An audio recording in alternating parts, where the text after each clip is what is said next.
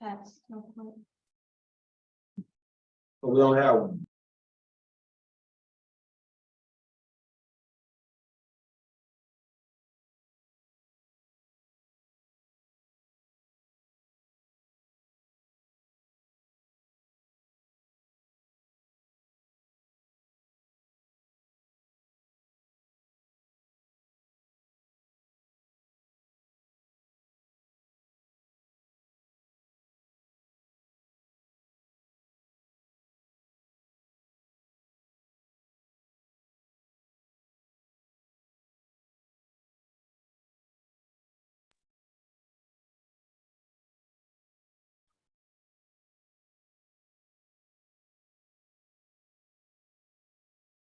Did the mic check on? Not with sunshine. Test, 1, 2, 3, 4.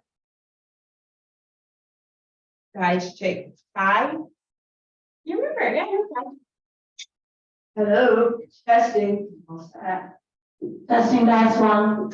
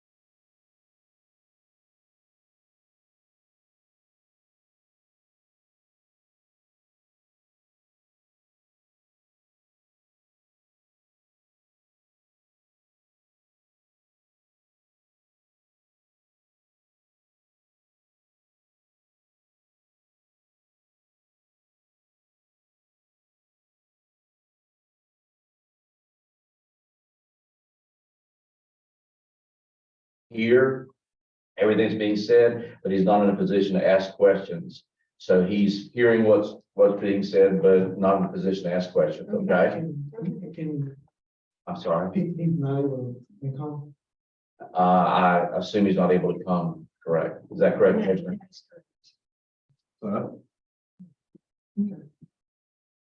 Right, he's not in a position to come. He said this week wasn't going to work for him because of some things that were previously scheduled, but he, in our effort to try to make these interviews happen, if you'll recall, he said he would try to attend virtually. So he's saying that he can hear, but he's not in a position to ask questions, okay?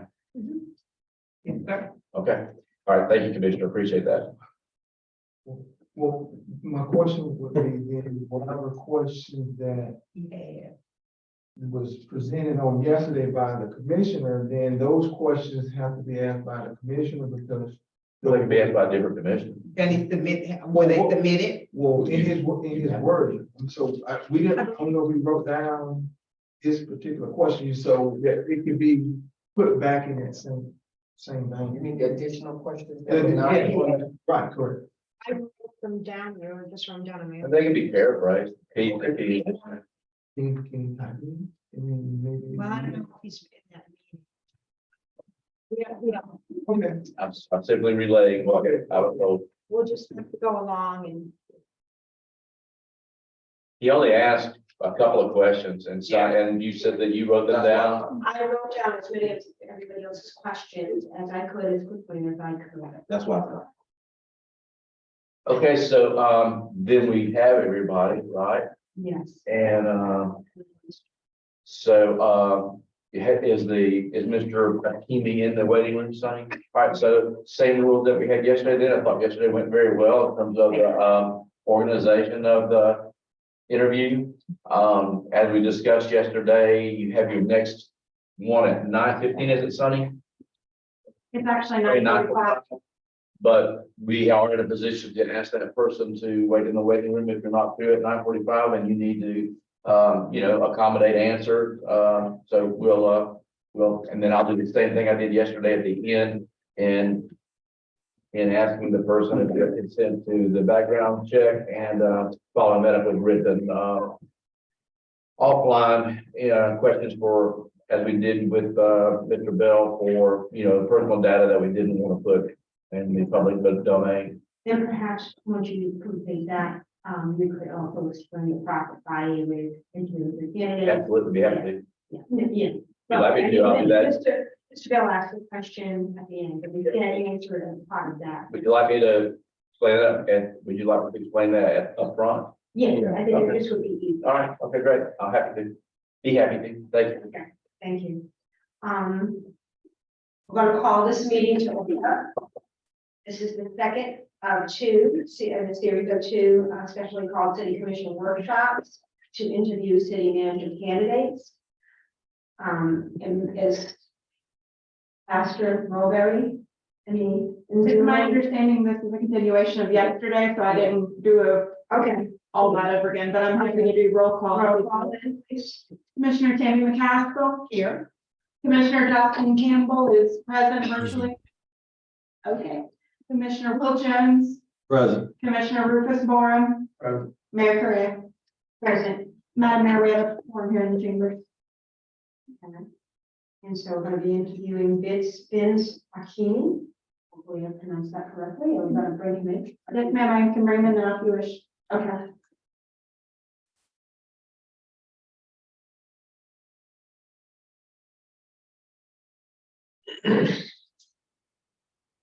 Miss, I see Miss Thomas is online, so I assume she can hear and connected. Yes, I can. Good morning, everyone. Good morning.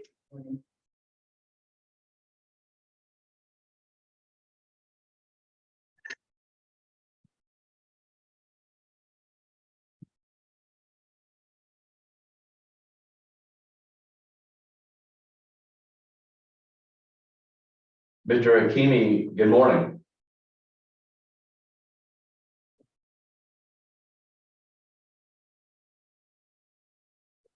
Good morning, Mr. Hakimi, can you hear me?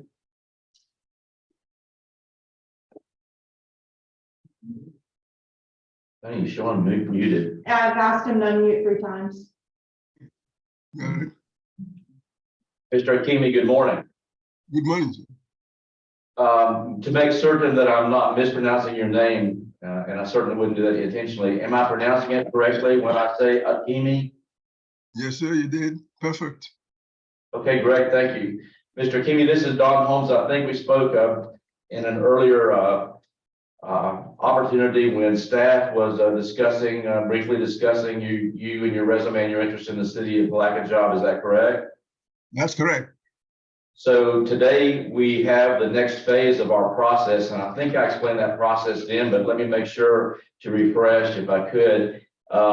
Staff had initially, I guess you'd say, screened applicants by having a brief conversation with them virtually. All that basically we interviewed, we scheduled for interviews again today by the full commission who are present here, one virtually and everyone else in person in our commission chambers. They will ask questions of you concerning, and by the way, they have the same questions that were asked of the applicants that already have been interviewed by them.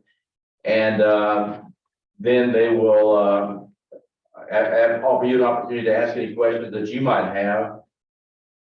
We'll conclude the interview today, and they'll conclude the interviews of all the other applicants later today.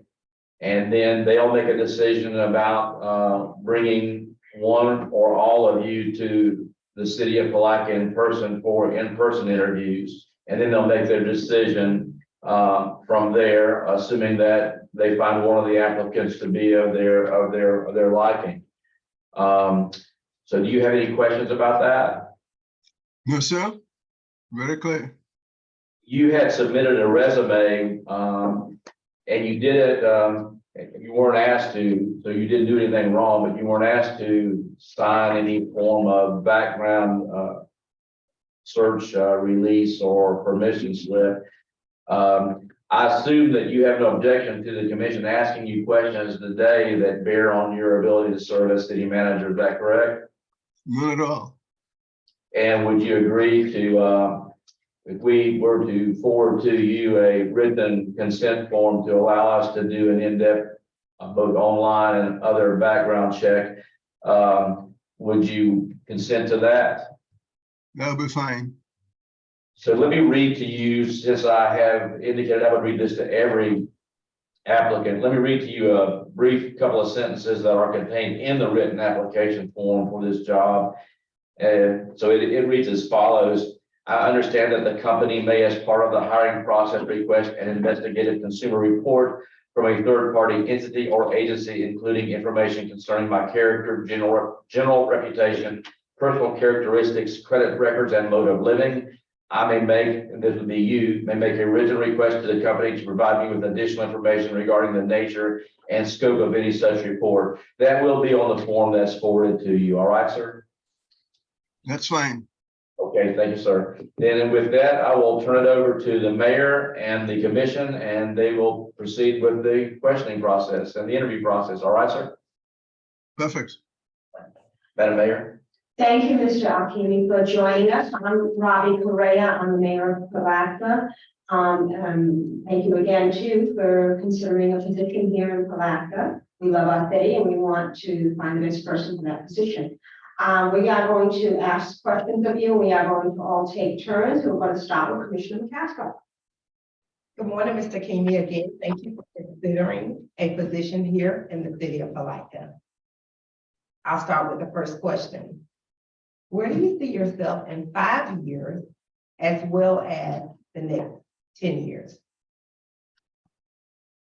Well, in my opinion, if I'm successful, I would like to continue to be the city manager of your city for both the next 5 years and possibly extended into 10 years.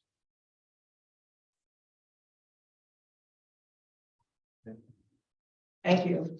Thank you, ma'am. Commissioner Barlow? Good morning, Mr. King, and thanks again for your candidacy for the city manager of, City of Palaca. Commissioner Rufus Warren. Where do you see Palaca in 5 years and Palaca in 10 years? Let's take the 5 years first. I think currently you appear to be going in the right direction. I've been able to review some of the things you're working on, and they're absolutely necessary. You've taken the first steps in infrastructure. You have a bright future ahead of you. I think that given what's going on in Washington, D.C. and the amount of money that's coming down, local government, you'll be able to participate in that and get your fair share. I will make sure that you do that.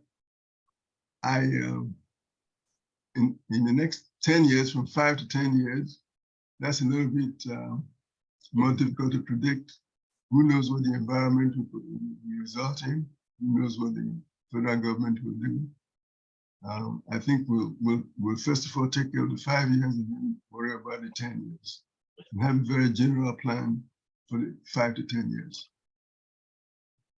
Thank you. Thank you. Commissioner Jones? Good morning, Mr. Hakimi. Good morning, sir. Will Jones here. Mr. Hakimi, what is your experience dealing with media, television, newspaper, radio? And the second part of that question is, do you view the media as a positive force? And if so, how? Do you need me to repeat it? Yes, the last part of the question, please. Okay, I'll ask you. First part first. What is your experience in dealing with the media, television, newspaper, and radio?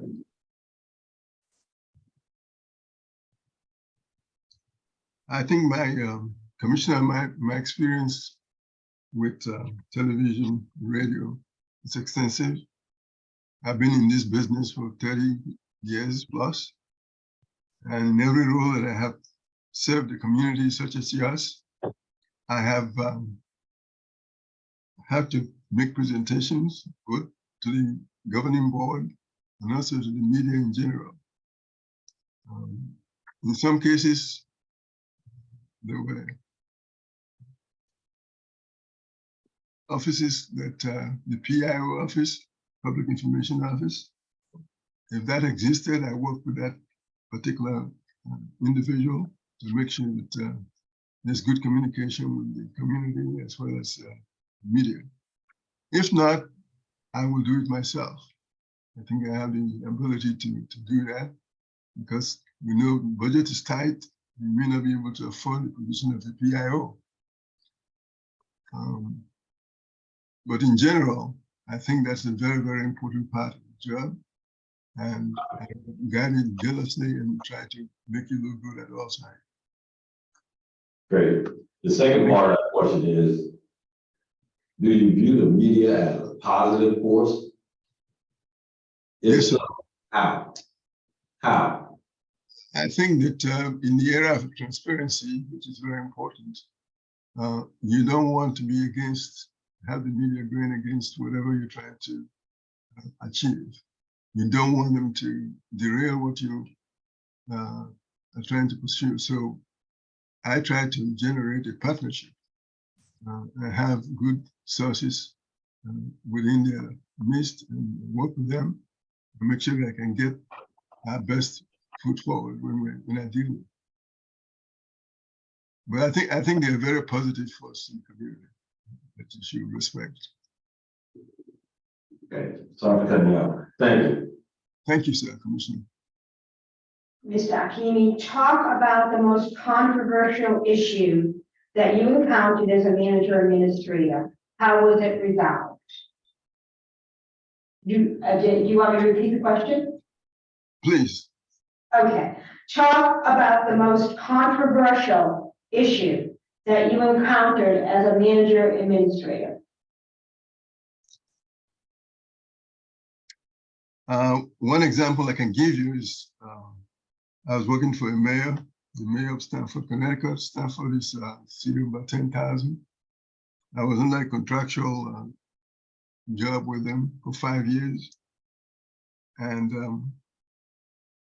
I was in charge of I was also the executive director of the Greater Stamford Transit Authority. It's a combination of my job. We decided to improve transportation within the downtown area.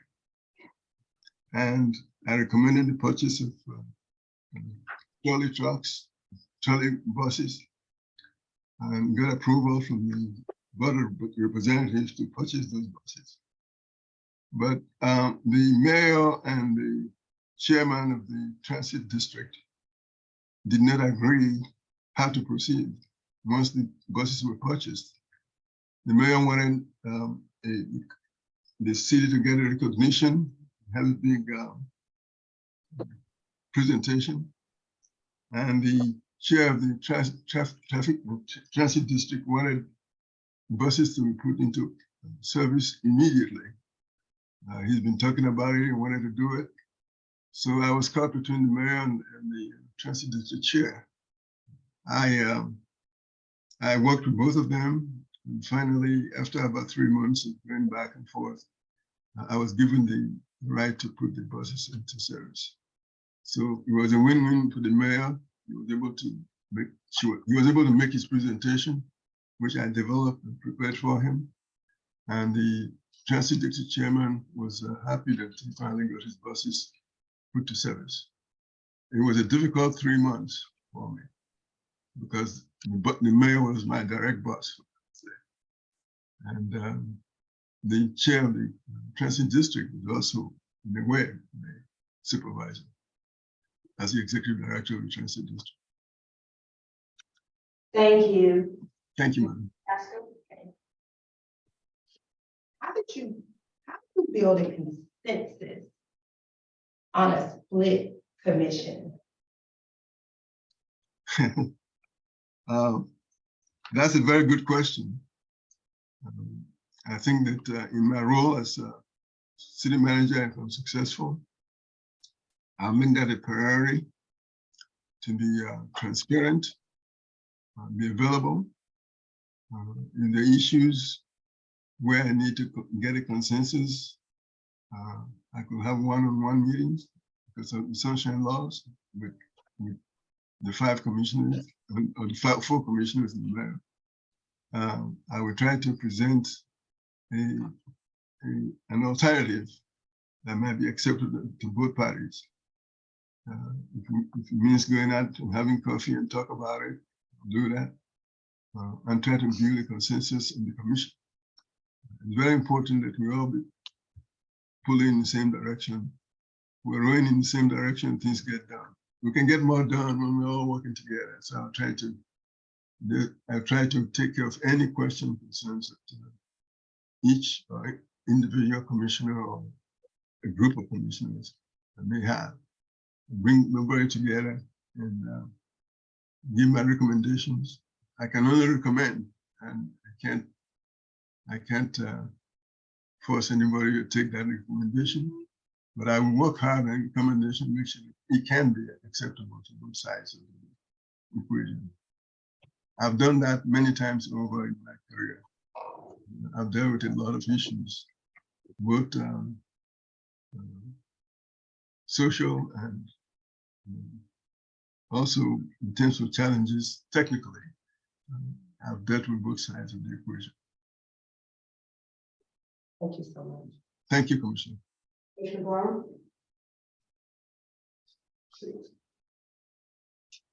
All right, Mr. King, on number 6, and how do you assess the impact of new technologies on the operations of a city like Palatka?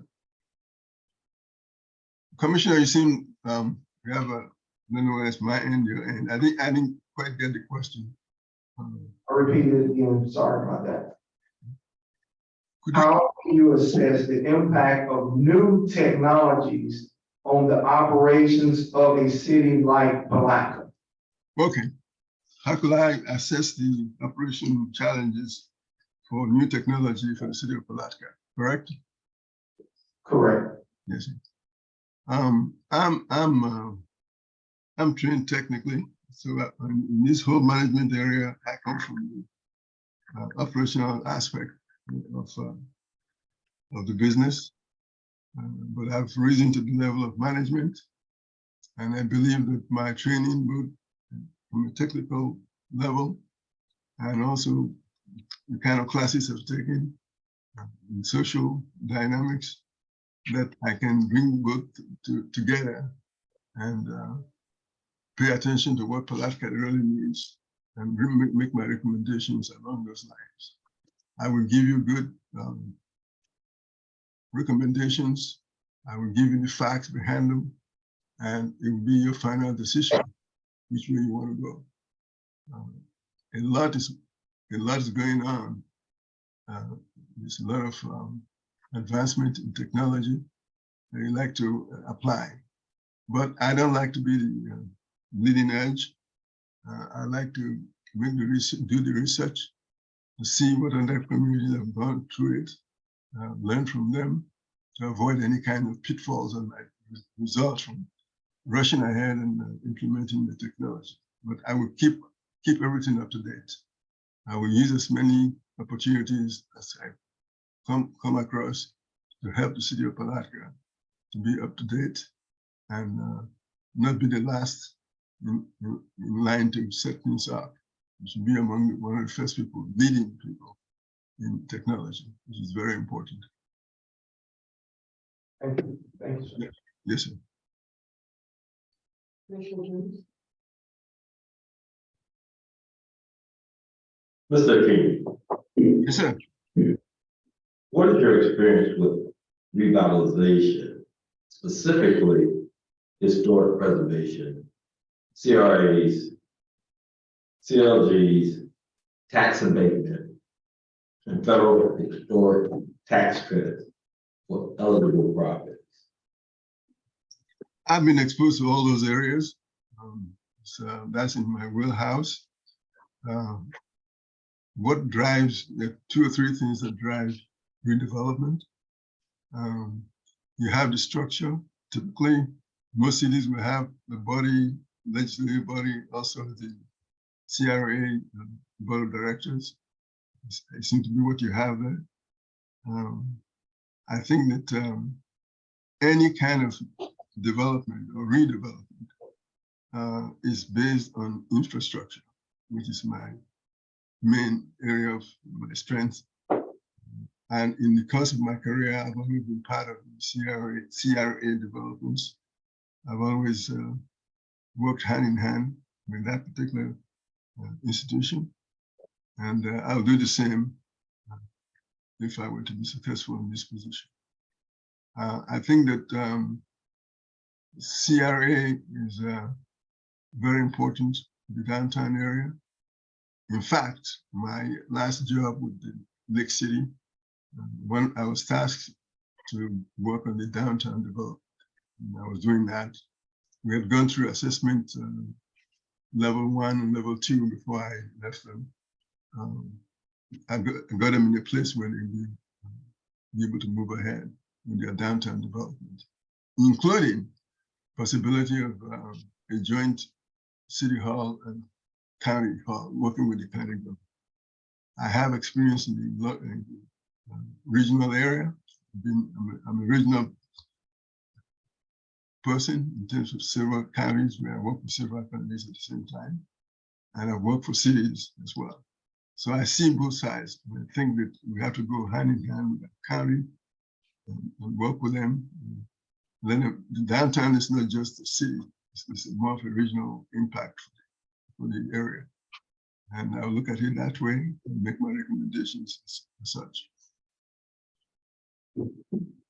Mr. King, Yes, there sir. was one part that I missed that we couldn't hear you clearly, and I want to make sure that you communicate this. You said a main area of your strength What was that again? Infrastructure, Infrastructure. Okay, thank you for the clarity. it drives everything. There's the money, then there's the infrastructure. So you bring both together. Once you identify the infrastructure you need, we go after the money, and then we go to work for redevelopment. Thank you, sir. Yes, sir. Mr. Hakimi, what is your approach to addressing code enforcement issues? That is a very challenging area, but it's important to be clear what the code enforcement can or cannot do. I think that once the city code is amended as needed, I will go forward and implement without any kind of partiality the requirements of the code. Everybody wants to see an improvement, but nobody wants them in your backyard. And we have to address those issues. Working through the CRA, I've had extensive experience trying to implement code development. Some developers or some community leaders think they could be exempted.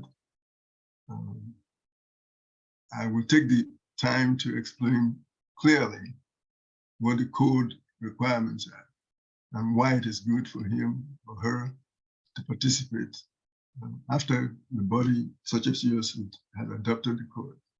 And if we have to amend the code to make certain things work, I will bring forward a recommendation to the board of directors and you to make that change to make the code be acceptable.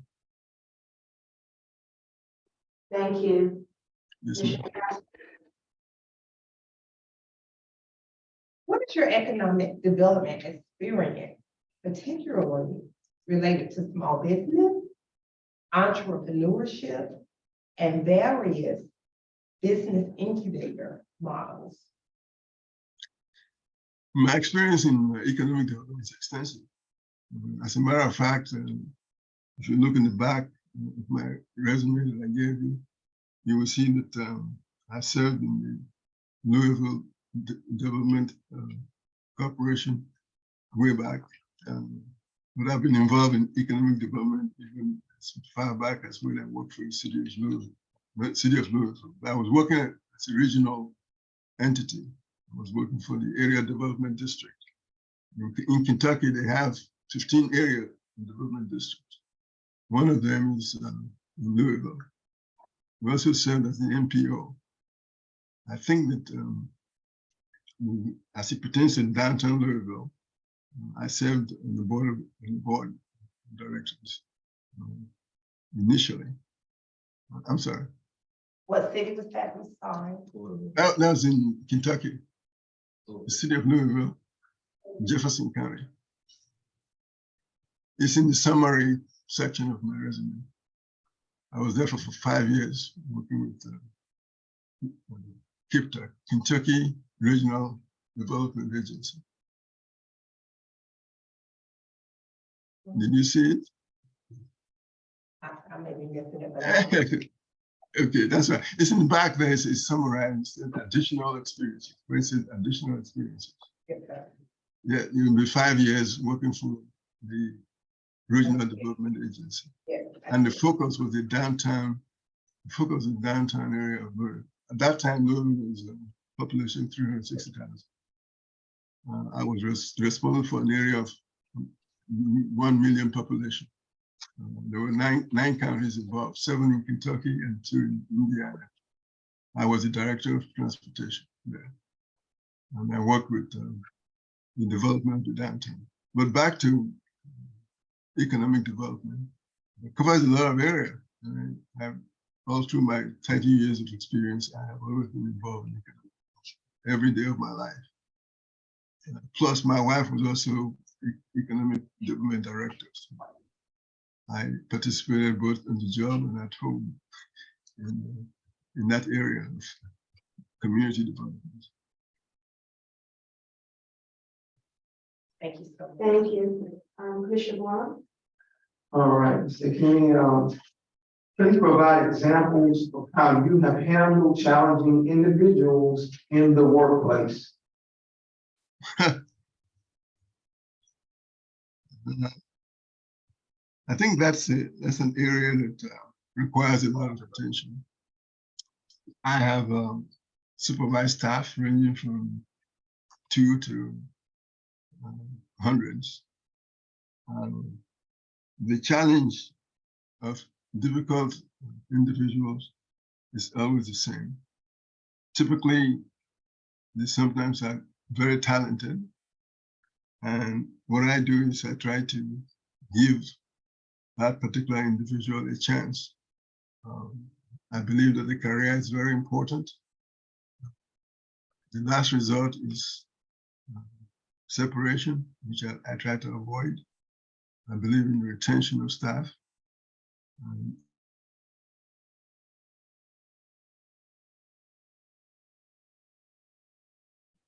Retraining or a chance to air their concerns, what the cause of their difficulties is.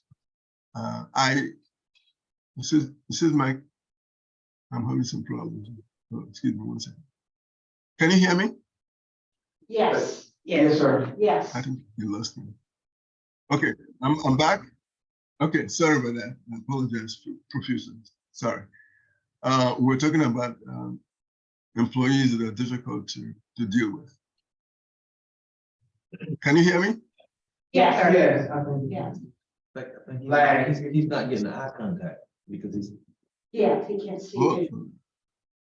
We are here. We're all here. We can hear you. okay.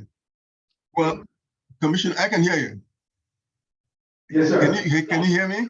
Yes. Sir, we can see you. Commissioner, let me be brief. Let me be brief. I will take care of that situation. I've done that over and over again, and with a lot of success when there's a difficult employee. Thank you. Commissioner Thank you, Jones? sir. Sorry about the technology. That's not your fault. You don't have to apologize for that. Relax. Mr. King, Commissioner Jones again. If a public records are online search. Mr. Jones, I can hear you.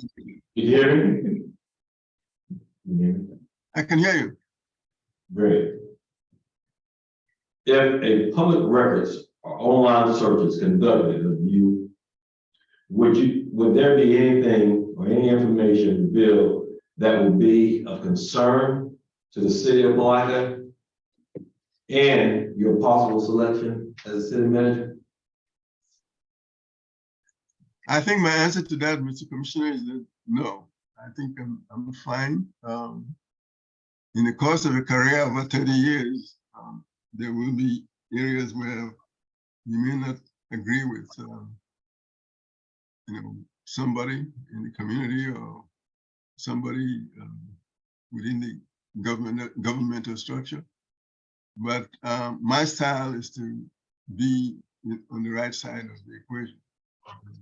I'm honest, I'm sensitive, I listen, and I've been able to work through a lot of situations. So I don't think there'll be any areas of concern if you were to have. If there are newspaper articles, I can respond to them. For example, I got a copy of the meeting you had on February 9. They represented that my career started in Oviedo in that article. That's not correct. But I had a mentor that trained me on how to deal with the press. Because earlier when I was working in Atlantic City, I was close to the inspector of Atlantic City, the highest level of the police department. And there was an article about me in the newspapers, and I was so upset. I went to him and said, what should I do? He said, well, Vince, don't write a rebuttal, just roll with the punches and continue to do your job. And I think that's been a very good advice. So You might find something in newspapers, but most of the time, they may not be completely true. Gotcha. Thank you. That's why I kind of got this. Thank you, sir. But we have, anybody else have additional, and last time to remind people, the first additional was describe leadership style. Mr. McCaskill. Oh, I do have one, but. No, I want the same person, I'll ask. Yeah, I think we should stay with the same question. Yeah. Yeah, So but describe, That yeah, I know what you Yeah. describe the leadership style, so you go ahead. Commissioner Johnson. Mr. Akimi, Mr. Akimi. Yes, sir. All right. Can you hear me? Yes, Can you sir, hear I can hear you well. Yes, sir. Thank you. Mr. Akimi, could you describe your leadership style? What is your leadership style? My leadership style is rooted in co-mission. Repeat that for me, please. I'm sorry, Repeat that for me. Get away from the microphone. I couldn't hear exactly what you said. I said, yeah, my leadership style is rooted in co-mission. Rooted in coalition. Co-mission, the same, trying to establish the same direction, if you will. Gotcha. Sorry about the technology. I believe in participatory. If you cannot hear me, please just indicate so I will make some adjustment at this end. See.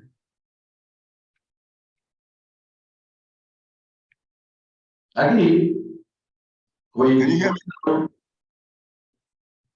Can you hear me? I can hear you. Okay. Your question again, sir, please. You got distracted. The question was, what was your leadership style? Your answer was coalition, participation, right? Okay. You said it's my leadership style. It's Yes, sir. co-mission and move forward with cooperation. I bring everybody together. I believe in participation. No idea is too small or too wrong to be dealt with. Let everybody participate and give them a chance to air their views, and then in the final analysis, reach a consensus of opinion. I watched your meeting on February 9. It was long, but a lot of the citizens came out and made their concerns known to you. And I think you all, Madam Mayor, and you all handled it well.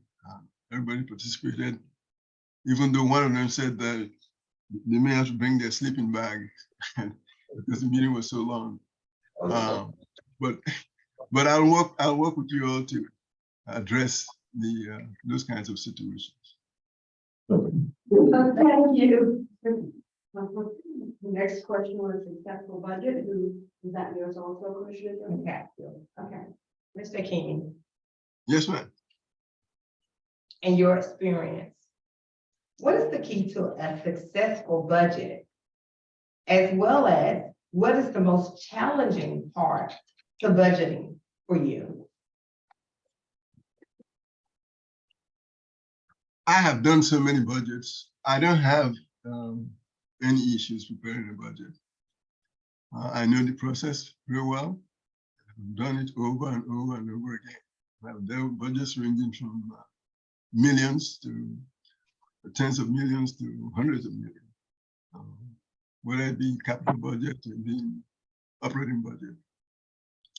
I think the most important thing is to make sure that the budget is based on the mission of the community. Ultimately, you have your vision and co-mission, the direction you're going. The budget should reflect those decisions by you all as the leaders of the community. I take the plans, the short range and long range plans, take the surveys, you come up with a work program, and you cost that work program. No padding that will tell you exactly what I feel the project is worth. all those feed into the budget. So you have an accurate budget to deal with. One thing that will never happen under my watch is a budget overrun, which is common because somebody did not do enough homework or was not honest enough of what the real cost of that budget, of that project is. I'm very tough on coming up with good numbers, and that's what I will share with you. And once that budget is adopted, I work hard to stay within budget. Everything in black. I don't overrun my budgets in any of the projects that I have done in my career, because I pay very close attention to all the aspects of the estimates, and after adopting the budget, make sure that we stay within that budget and we get a quality product out of it. That's been my job over and over again. And if I'm successful, that's my week. I bring that kind of certainty to your operation. Thank you. Thank you. Madam. If I may, Commissioner Campbell has texted me that he's in a place where he could ask his final question when you feel it's appropriate. Okay, we'll go through the questions from the strategic plan, a question about the strategic plan. Did somebody have that? Is that question? I have that down. Motivation building morale. Is that your question? Question 14. I think that was. I mean, Well, you can make your question. You wanna ask my question? Yes. Mr. Kimmy, Will Jones again. Yes, sir. What is your best method of communicating with your, one, direct reports, two, your staff, and three, with your commission? What is your best method of communication, or how do you usually communicate with those three? Your direct report, staff, and communication. Okay. So I mean, how do I communicate with my direct reports? And also, how do I communicate with my bosses, which is you all? I think that it's best once things are put in writing, but there are going to be occasions where there'll be a need to do it verbally. I have no problem with that. We can have a more usual, timely or periodic reports prepared for both sides. I see my job as translating things from you all as a board of directors to the staff, and translating things from the staff to you. And in both roles, I have to be very effective. I have to be honest. Make sure that I present in a timely way reports of what's going on. The report that may be useful today may not be of any use 2 days from now. So there could be urgency, and I will attend to that. And I believe in transparency. I believe in telling you exactly what the situation is. There will be no surprises on both ends, whether at the staff level report to me or at your level. Make sure that you get the facts on time and in details enough for you to make your decision. That's my job, to give you all the facts and give my recommendation. But we can go through the routine of whether you have weekly reports, bi-weekly reports, or once a month. That's something we can all talk about and decide how comfortable you feel, how to communicate. I will meet you where you are, so to speak, in that respect. The same thing with the staff. I have regular staff meeting, but I believe in open door. I look at my job as a 24/7. Call me after work, whatever. I'll be available, and I will answer my questions, both from staff and from you. I found my staff to be very effective. I've achieved a lot because I was able to work on both sides of the equation. Thank you. Thank you. Thank you, sir. Good question.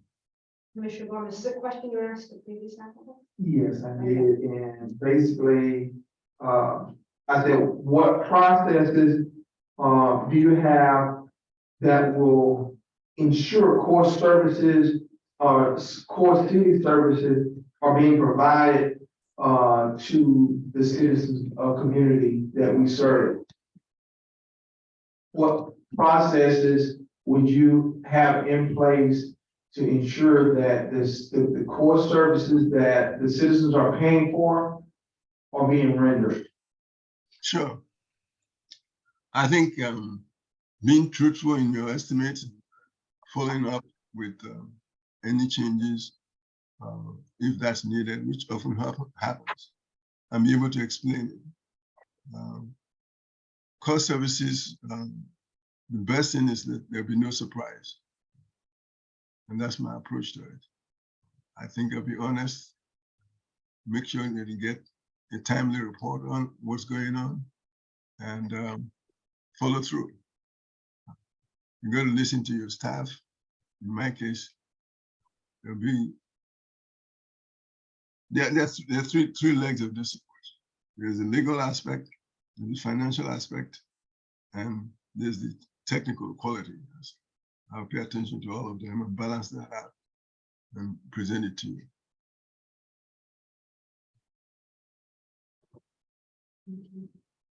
Commissioner McCaskill? Any further questions? We all know the previous candidate. No, ma'am. We all set, Commissioner Jones? To add. About Commissioner Campbell, is Commissioner Campbell? You have a question of Mr. Akimi? Do I have a question for you? Yes, I do. Okay. I do have a question. Thank you for your interest in the city of Palatka. My question is motivation is not a one-way street. What is one of your ways, or what are some of your ways that you would help build the morale and camaraderie of the staff of the city of Palatka? That's a very important item, sir. I think that's what makes everything go. I will build a rapport with the staff. As I said earlier, I have an open door policy and be able to work with staff and be available whenever they need me. In addition, I do some of the walkabout approach. So I'm not just going to be tied to the office. I'll be out and about and talk to staff and see where they might need some assistance.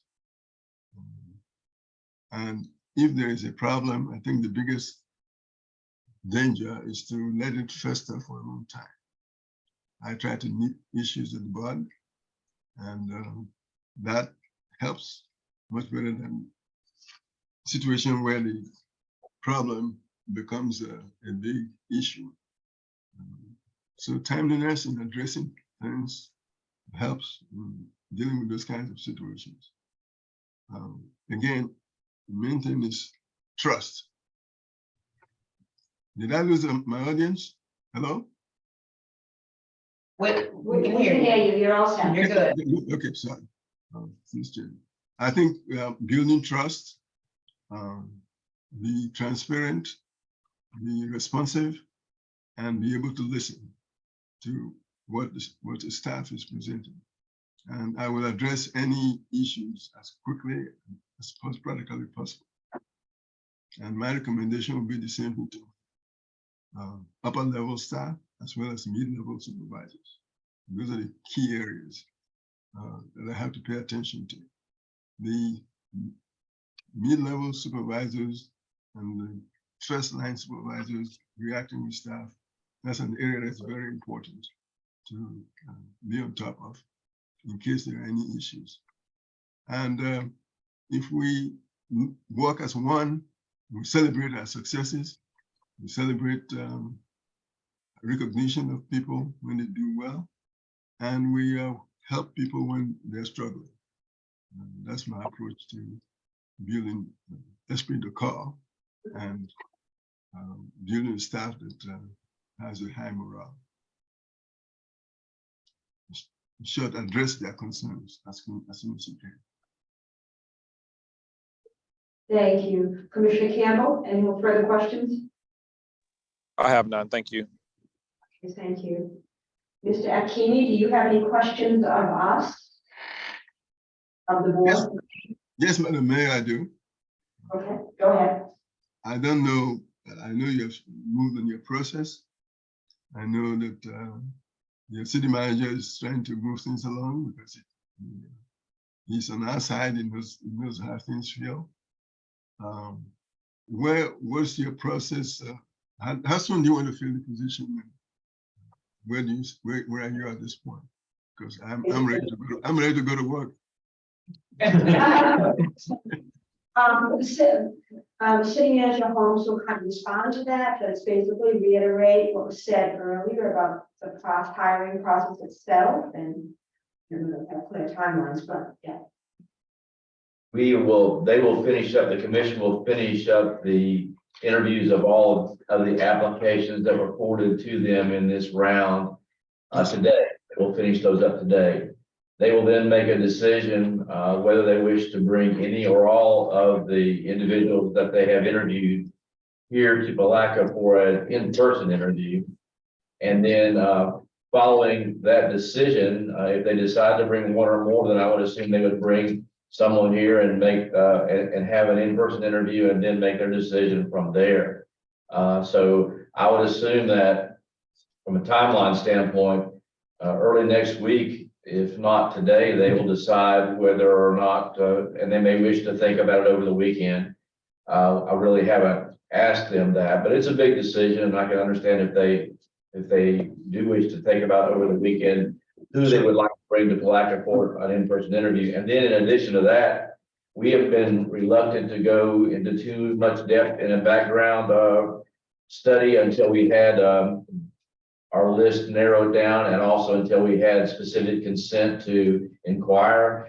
And also, quite frankly, until we could get some personal information from each applicant that isn't appropriate to share online, like date of birth and social security number. So that will be, that information will be, or request will be coming to you today. And as quickly as we can get those inquiries back, I assume we would be moving forward. Okay, thank you, sir. That's good. I just, Madam Mayor, I'd just like to add something that you cannot glean by reading just the application and the resume. I've worked for 2 mayors. They were from different parties politically. I was successful. I mentioned earlier that I worked for the city of Stamford, Connecticut. Mayor there I worked with, even though the job said director of parking and traffic, I was his main right-hand person.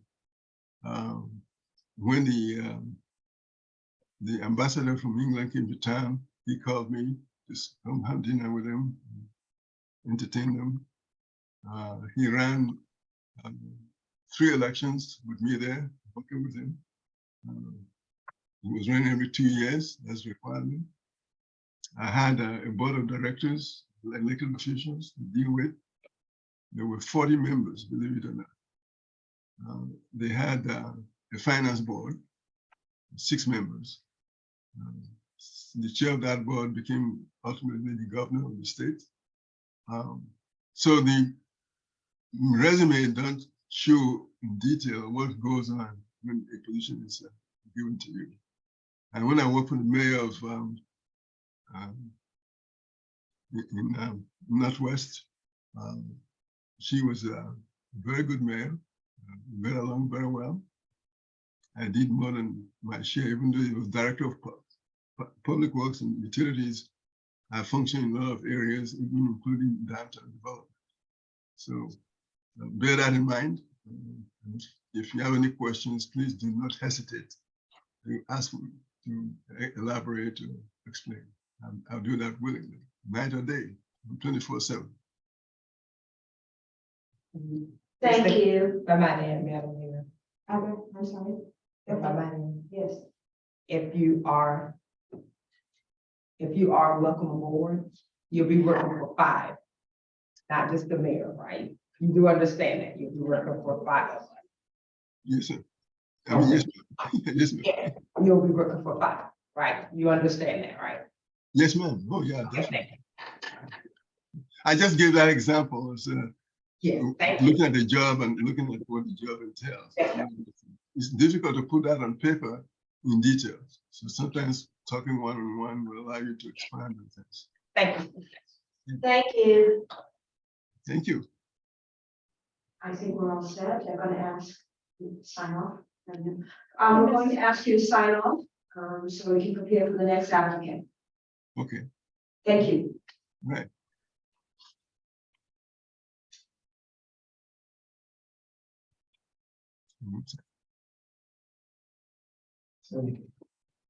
So you head off this on your YouTube again, son? Good. The technical issues, are they on our end or his? His, and I would speak with you offline concerning that. Just trying to make sure that if it's on our end, we Yes. try to address it, but, okay. So, yeah, well, I think we have 15 minutes, right? We're gonna take a break now. So when do we have to be back? 9:45, I believe, is when you have it scheduled. Thank you.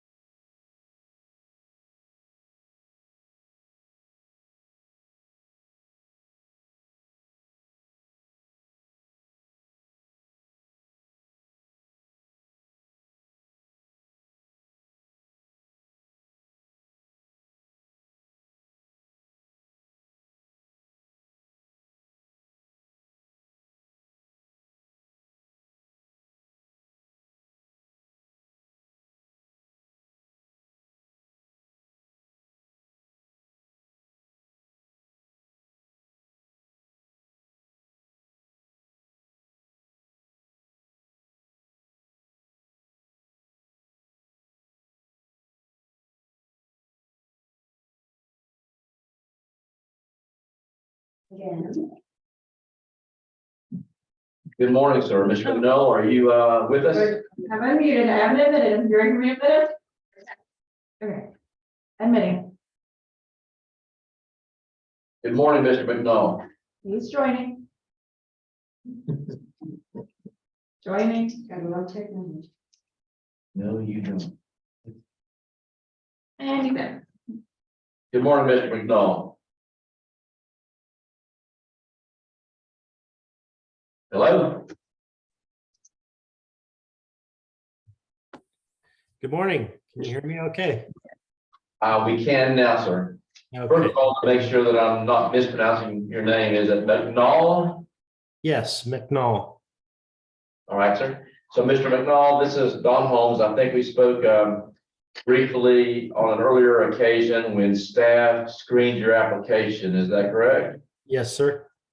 So just to reiterate a couple of things before the interview begins, to re-explain the process that is occurring, you are the last candidate to be interviewed during this round of the interview process. Following your interview, the commission will decide whether or not they wish to bring some or all of those that they have interviewed to Palatka for an in-person interview. I would assume that they might wish the weekend to consider that perhaps and then come back with that response early next week. They would then bring anyone that they decide to bring to Palatka into town for an in-person interview and then move forward from there. You submitted an electronic application, and so I will do the same with you as I've done with every other applicant that we've interviewed, and that is tell you that we have been reticent to do any sort of an in-depth background study because we, number one, wanted to narrow down the field of applicants. And then number two, we wanted to make sure we had specific consent to do a background study. Although you submitted an application with an electronic signature, let me just to make sure that I've cleared this point, read to you, as I've done to every other candidate, a couple of sentences in that application. All right, sir? Yes, sir. It says, I understand that the company may, as part of the hiring process, request an investigative consumer report from a third-party entity or agency, including information concerning my character, general reputation, personal characteristics, credit records, and mode of living. I may make a written request to the company to provide me with additional information regarding the nature and scope of any such report. That was on the application that you electronically submitted. Do you confirm your understanding and agreement to that term? Yes, sir. In addition, as I have asked every other applicant, we'll be sending to you a request for some basic information, i.e. your full name, whether you have been known by any other name in your career or lifetime, date of birth and social security number, which is not appropriate to get online, so that we can complete the background study. So we'll be sending that to you offline. All right, sir? Yes, Mr. Holmes. Yes. Okay, so with that as a backdrop, the commission is here, 4 in person and 1 virtually. They'll be asking you a set of questions. They are the same questions that they ask every other applicant. And then I think at the end, they'll be asking you if you wish to ask them any questions or us any questions. All right, sir? Yes. If so, then I'll turn it over to Mayor Correa. Welcome, Mr. McNall, and thank you for your interest in Palatka. I'm Robbie Correa. I'm the mayor of Palatka. As City Manager Holmes stated, we're going to ask you a few of the questions, but just take turns, and we'll begin with Commissioner McCaskill. Good morning, Mr. McDonald. Again, thank you for your interest in the position as a city manager. I am Commissioner Tammy McCaskill. The first question is, where do you see yourself in 5 years as well as the next 10 years? So that's a very unique question because, I've to the age of the point where I've set my goals and I've reached many of the goals I've reached out to achieve. And now I'm looking for that destination community. I've continually worked to find and better myself, educate myself, and stay abreast of the newest technologies and continue to perform. But I think my ultimate goal is find that destination community and serve. Okay. Thank you. Commissioner Warren? Good morning, Mr. McCall. I'm Commissioner Lucas Warren and City of Palaca, and I want to thank you for your candidacy for the city manager position. My question is, where do you see Palaca in 5 years, and where do you see Palaca in 10 years? In 5 and 10 years, I think you have a unique community. It's starving for leadership. The last few years under Mr. Holmes has done significant for the community, for the city under his leadership. But prior to that, it's just been a lot of uncertainty in leadership. And I can see under continued guidance, continued leadership, bringing back some resilience and some of that prestige that the city held years past. And again, building on 5 years and into 10 years, working on capital improvements, projects. I think you're continuing down the right road. It just needs somebody to help direct and drive that progress. And I believe that you'll be a vibrant community along the St. John's and utilizing and emphasizing its richness that you have and have had. Thank you, sir. Commissioner Jones?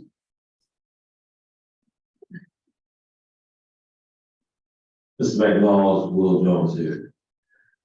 How are you this morning? Good, sir. Mr. McDonald, what is your experience in dealing with the media, television, newspaper, radio? And do you view the media as a positive force? I absolutely do. I think your media is just like any other business. You got to provide them with the customer service and the support that they deserve and they're earned in reporting their information. I believe in transparency and working with them and being inclusive. I think you would find in some places they do ask for references from local media assets. I maintain good working relationships and encourage to build on that. And I would tell you one thing about Palatka, I have a subscription to the paper. They do an excellent job reporting the local happenings in the entire county. I'm very impressed with that. You have a subscription to Palatka Daily News? Yes, sir. Oh, okay, that's interesting. Thank you. Thank you. Commissioner Campbell still on viewing only versus able to ask any questions. Ms. Grant? I can ask the next question. Okay, thank you. First of all, allow me to introduce myself. I'm Commissioner Campbell. Thank you for your interest in this. I'm sorry I'm not able to be in the chambers with the fellow commissioners. However, thank God for technology, I'm still able to be present. The question that I have for you is, how do you build commission consensus on a split commission? So, it takes diversity of thought and abilities to make a well-rounded decision. And I think if you can get a consensus of what the commission's wanting, and if it's split, I always try to find, what is the difference? What are the differences that it took? And when I present a project or an item, I want to have that consensus before it comes in there. And I try to build in so everybody has a unified vote, because unity of leadership is unity of effort. And if everybody's on that same page, so I try to find what is the most plausible course of action, and take that course of action and then build off of everybody else's input. So everybody has a unified interest in the project. And if there's somebody who just is adamant that they oppose a project or a course of action, then the majority goes. But I still will work with that individual or those individuals to help build it, to make it the best for the community. Thank you. Mr. Campbell, oh, sorry. No, go Let me ahead. say, his audio is very good on when it's coming through on this side. Mr. McNall, talk about the most controversial issue that you encountered as a manager administrator and how was it resolved? Well, there's always controversy in, governance, and when you're trying to do it, you have people who choose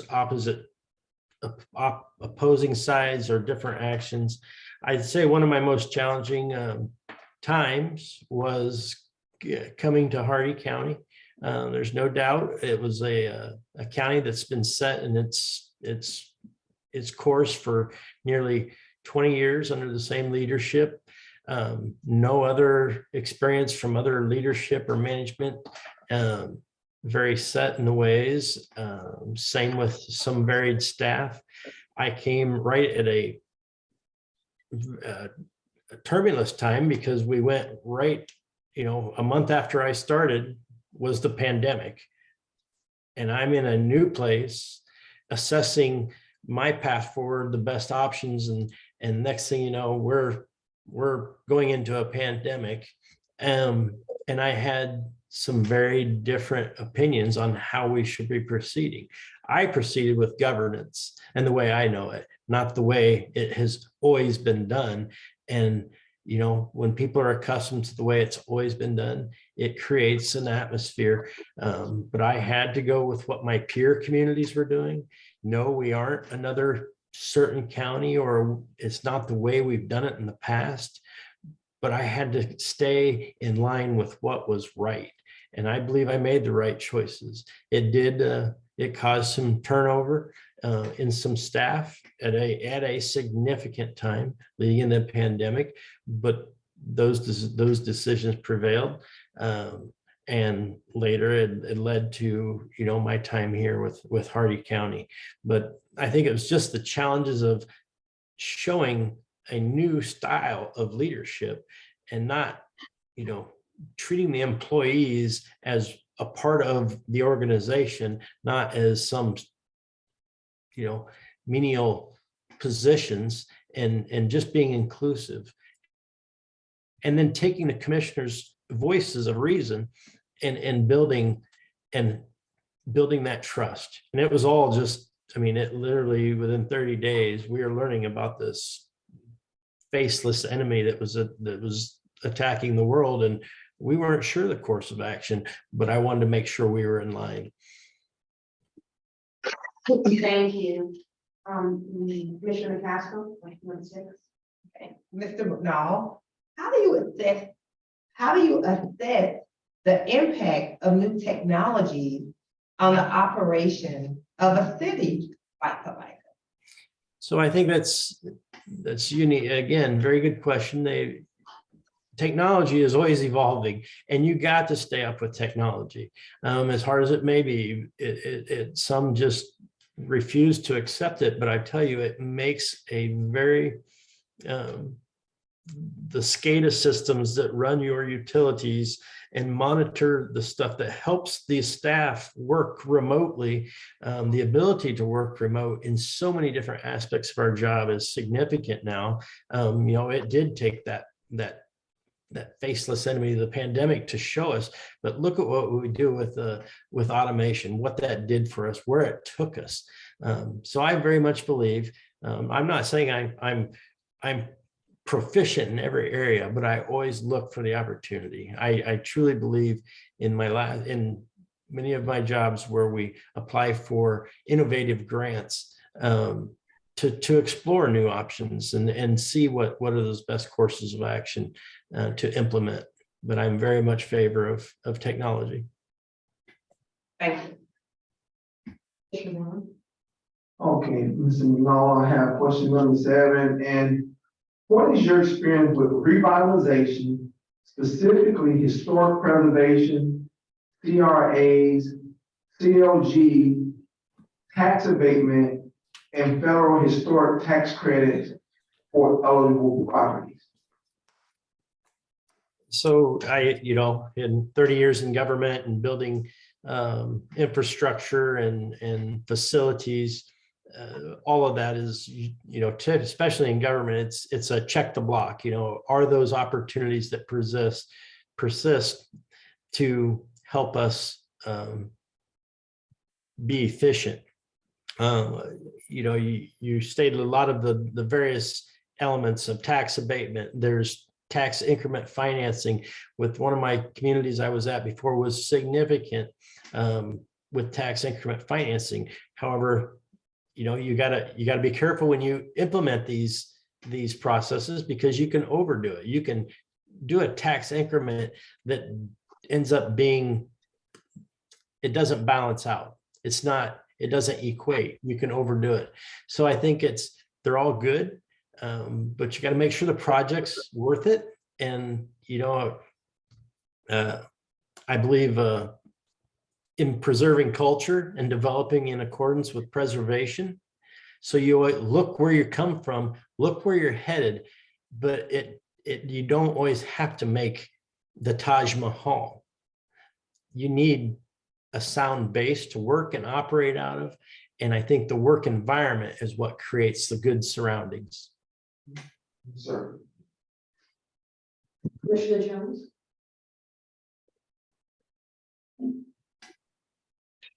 Mr. Malone, what is your approach to addressing code enforcement issues? So, fortunate or unfortunate, when I was a young police officer, one of my assignments was code enforcement. Even though it wasn't law enforcement, I had a very progressive chief of police who felt that the officers had to have a tenure in code enforcement. I began working with, tow services and various different elements, and creating it as a service that we provide the community. I worked with the violators to find a solution, to educate before we, enforce sanctions on them. Educate and work with them and not make it a controversial effort. Avoid,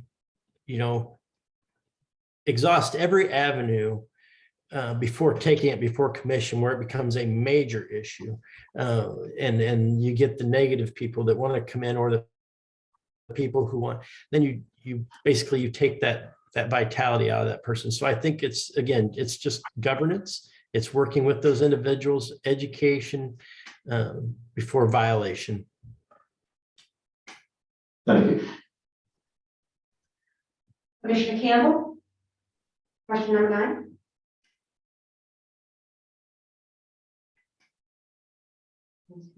Available? Thank you. Question number 9. What is your economic development experience, particularly related to small business, entrepreneurship, and various business incubator models? Yes. So my past wife of 23 years was an economic development specialist with the state of Iowa. So I became very accustomed to the practices and processes that were in place with economic development. That's actually what also got me into public administration. Part of the reason even as in law enforcement, I was selected by the town mayor to sit on boards and commissions, began working with economic development ventures along the corridor where I lived. And then it just progressed over time as I became involved more directly with municipal and government, working with developers, trying to find the best options, the incentives that go along with it, not just the incentives that come from the cities and the counties, but it's the incentives that they can also apply for outside of those realms. I think every opportunity that you can create, I believe in incubators. I think incubators, and I know you've researched that in the past. I think those are significant opportunities for people that want to try at a small scale and then continue to work with them, be involved with, not just your commerce, but your economic development groups at regional and state at levels to find the benefits to help them. There's the opportunities are countless. And then again, just being participative and involved. Thank you. Please provide examples of how you have handled challenging individuals in the workplace. I got a little bit of feedback. I think you said challenges within the workplace. How you have handled challenging individuals in the workplace. So everybody is an individual. I think it takes time to understand what the problems are, what needs to be done. I believe in a work-life balance, if you will, for my employees and trying to find a solution. I believe in coaching, assessing, and mentoring. All my staff, I treat everybody as a peer, and I look at them as such. But sometimes you exhaust all avenues and there's no choice. I used to have a phrase, and I kind of stick with it, but it's, lead, follow, or get out of the way. And sometimes when you exhaust all the other avenues, there is no other choice. And we have to make that difficult decision.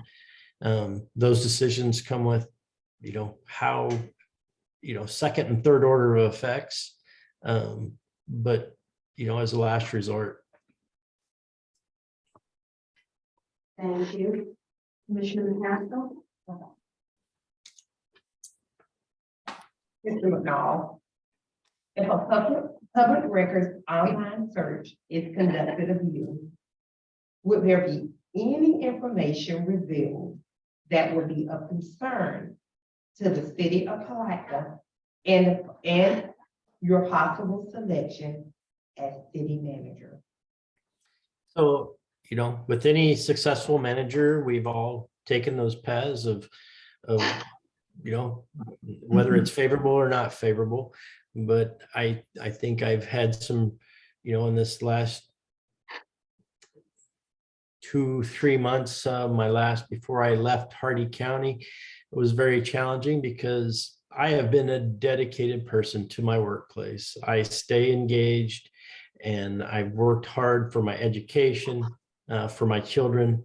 Having come back from overseas in 2011, I had a year where I had to basically take time off for myself to reassess where I want to be. I made decisions that I want to help people.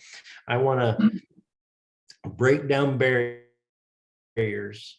But unfortunately, I focused on myself and my workplace, and I didn't take into account those around me. And unfortunately, in this last year, I found someone who I thought I was personally involved with, and promptly in a very short time, it's embarrassing, but I got engaged. But I didn't explore it because I've always taken time for work, and those challenges and those long hours that we put in as city administrators and county administrators took a toll promptly on that relationship, questioning my whereabouts, questioning what I'm doing, to the point that it got involved into the workplace. It wasn't anything other than my own choice. That's not the lifestyle I choose to lead. And I didn't like the negativity that it was creating. It was just something I wasn't comfortable with. So I chose to resign because I didn't want the negativity that would come out of accusations or assumptions of things that weren't factual, or it was based off of somebody coming into the workplace to question coworkers, going to commissioners with suggestive things. That just wasn't me. I'd rather retain those commissioners as references, those that I've worked with and accomplished, than create a spectacle. Was it the right choice? I believe it was. It was a decision I made because I believe I'm resilient and I'm going to be successful elsewhere. And it actually aligned because this opportunity is a place I've watched for years. I was a previous applicant. I loved Palatka when I first visited. Anytime I'm off on that way, I come through it. I visit, have breakfast at the Caboose restaurant, visit the area. But that was probably what you're going to find in my, at least for me, it was. I've had other challenges, but those are opportunities. That's how I became successful. This was a personal challenge that I had to make a decision. And it was a tough decision, but I believe in the end, it was the right choice. Thank you for your transparency. Commissioner Jones, leadership style. No, Will Jones again. How would you describe your leadership skills? I'm sorry, could you? How do you describe your leadership style, not skills, your style? My management leadership styles? Yes, sir. Yes. Yes. So I refer to myself in that old leadership style, and I know there's many, but the laissez-faire approach. I don't believe in managing from the top down, which is a micromanaging. I believe in leading from the front. I'm not afraid to go out and roll up my sleeves and be involved, look at the projects. If I'm on a project site, it's not there because I think I have tenured knowledge. It's because I'm there. I want to learn. I want to see what the challenges are and what's going on. Even if it's a repair patch job in a roadway, that stuff interests me. I like to see how how things are being accomplished and learn from it. But I lead from the front, and I coach, assess, and mentor. I work with my employees. I have things I can learn from the youngest person out there, opportunities. And I just believe being involved with everybody, treating everybody fairly and equally. But when I coach, assess, and mentor, and that's how I manage and lead my employees. I watch, I share, and I get everybody involved. And then is again, that's just kind of the whole, how do we create a work when we have those employees that are struggling, is if we're not coaching and assessing them to see if they're developing, then we don't know if they've met the end of the road. So you want to make sure you're making the right decision. Maybe they weren't given the right tools. Maybe they had a leader that was micromanager, but I like to remove that. And I also believe in holding my department heads and directorates responsible for their decision, just as much as I believe in accountability for myself. Thank you. Commissioner Castro. The budget.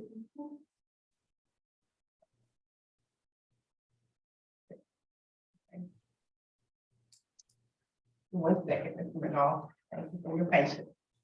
In your experience, what is the key to a successful budget? And what is the most challenging part to budget? The key to a successful budget, a budget is nothing more than a plan stated in fiscal terms. We work on it from year to year, and it shouldn't be treated as new, but it should be a continuation of years past. So you build on that each year, looking at where you're coming from and where you're going, and that those projects weren't completed, how much are you going to allocate and build on it to get it finished, so you can begin and start planning for the projects that are the year ahead.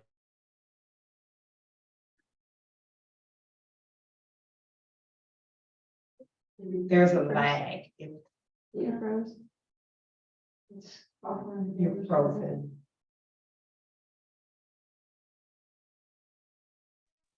It has to be on his end. Yeah.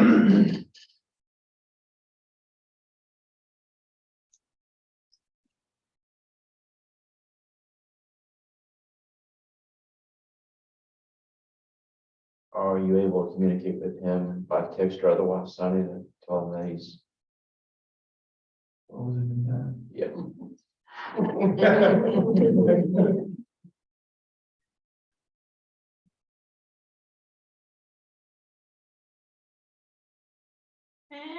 it. We should probably implement a backup system here, a couple cans and a string, work back. Oh.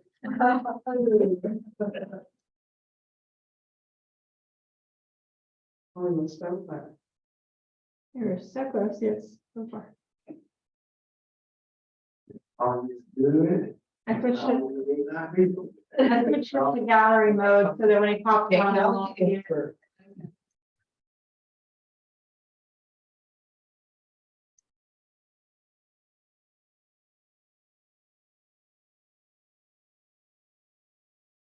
Yeah.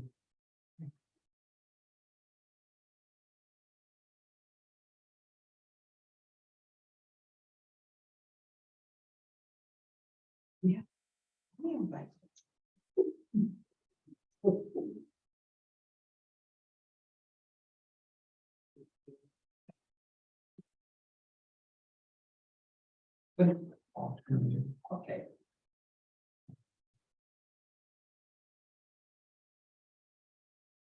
Did you try to sneak in those chocolates? Well, Yeah, that we can, we can use this as an opportunity for like a mini break, a chocolate break. I thought Commissioner Boyle already requested that. It's not.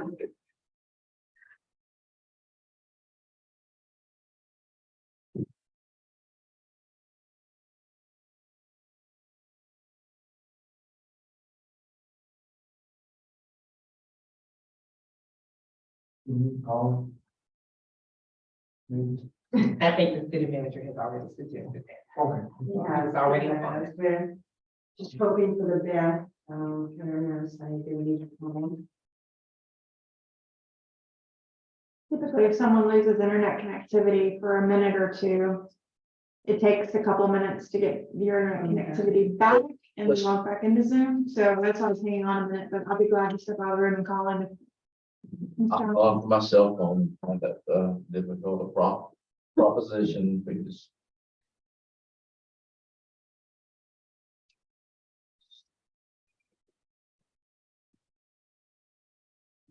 Oh, Mr. McDonald's entered the waiting room. Okay. I'm gonna admit. I don't see him.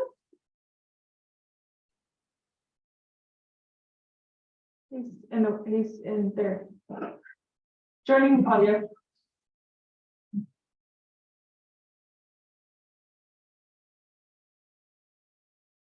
Okay. Mr. McNall, are you with us?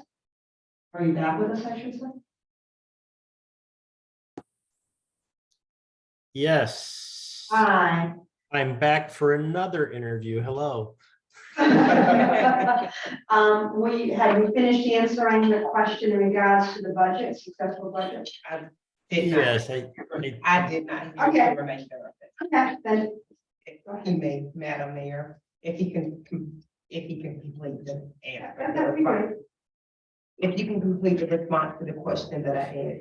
sure. A budget is just a continuous process. The challenges are revenue streams, I think is what I was saying, and maybe sometimes technology even.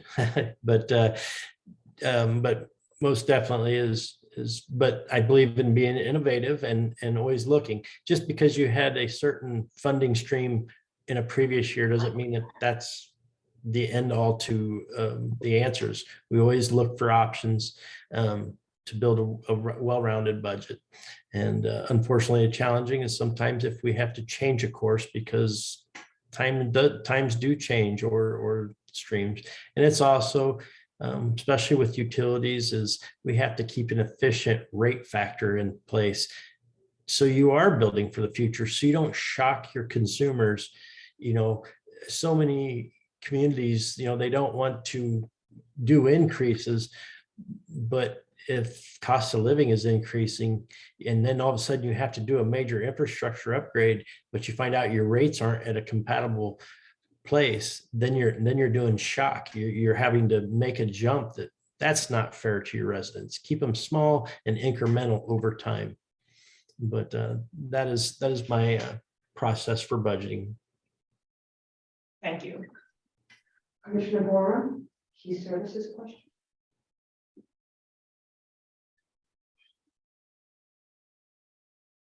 Okay, Mr. McNall, what process do you have that will ensure city services are being provided? Meaning that the core services that we provide to our residents, making sure that those services are reflected in the community. Yes. So I think that's part of governance. That's part of, working with the community, being involved with the community. I'm part of several social groups, organizations. And I think just through customer service and listening to the residents, not ignoring them, it's what makes a well, you know, it doesn't matter what walk of life they come from. That's the information. If it's happening to somebody at one area, then it's inevitably happening potentially in another area.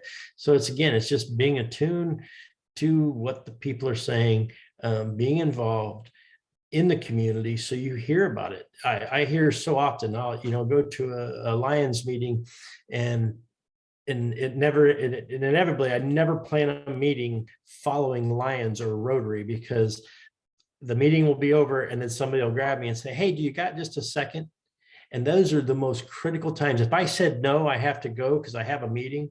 So I always plan following a social organization at lunch meeting, make sure my next appointment's at later, 30 minutes, because that's that critical time, that interaction with the public and just being involved, putting an ear to the ground, and also through your employees, listening to them, treating them. They're also the residents. Make sure they have that identity. Customer service is the forefront. We provide a service, then we definitely need to provide customer service. Thank you, sir. Appreciate it. Commissioner Campbell? Yes, we know that motivation is big. What are some ways, or what are some things that you have done to build the morale and camaraderie of the employees? So I think a lot of that is, again, just being communicative and being involved, working with the staff, the department heads, finding are there projects or the things that the employees want to be engaged in and involved in, creating opportunities for them. I've been in, throughout my work history, I've always been involved in social organizations. That's what's made me a stronger leader. And if we're not giving them the opportunity to be involved, even if it's, there's a limit to what you can do, but instead of telling them, you got to burn time to do something, how does it benefit us as an organization? And I think it's just that participative leadership goes a long way.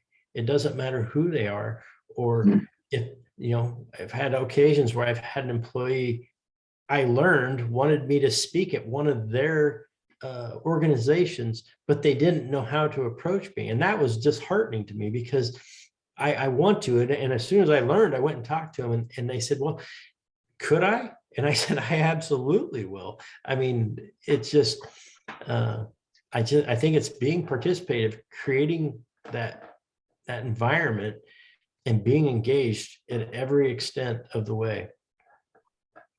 Like I said, and it goes through all of leadership. I believe in commissioners. We have a project going on out there, going out and seeing what's happening, identifying and recognizing employees creates just a great environment.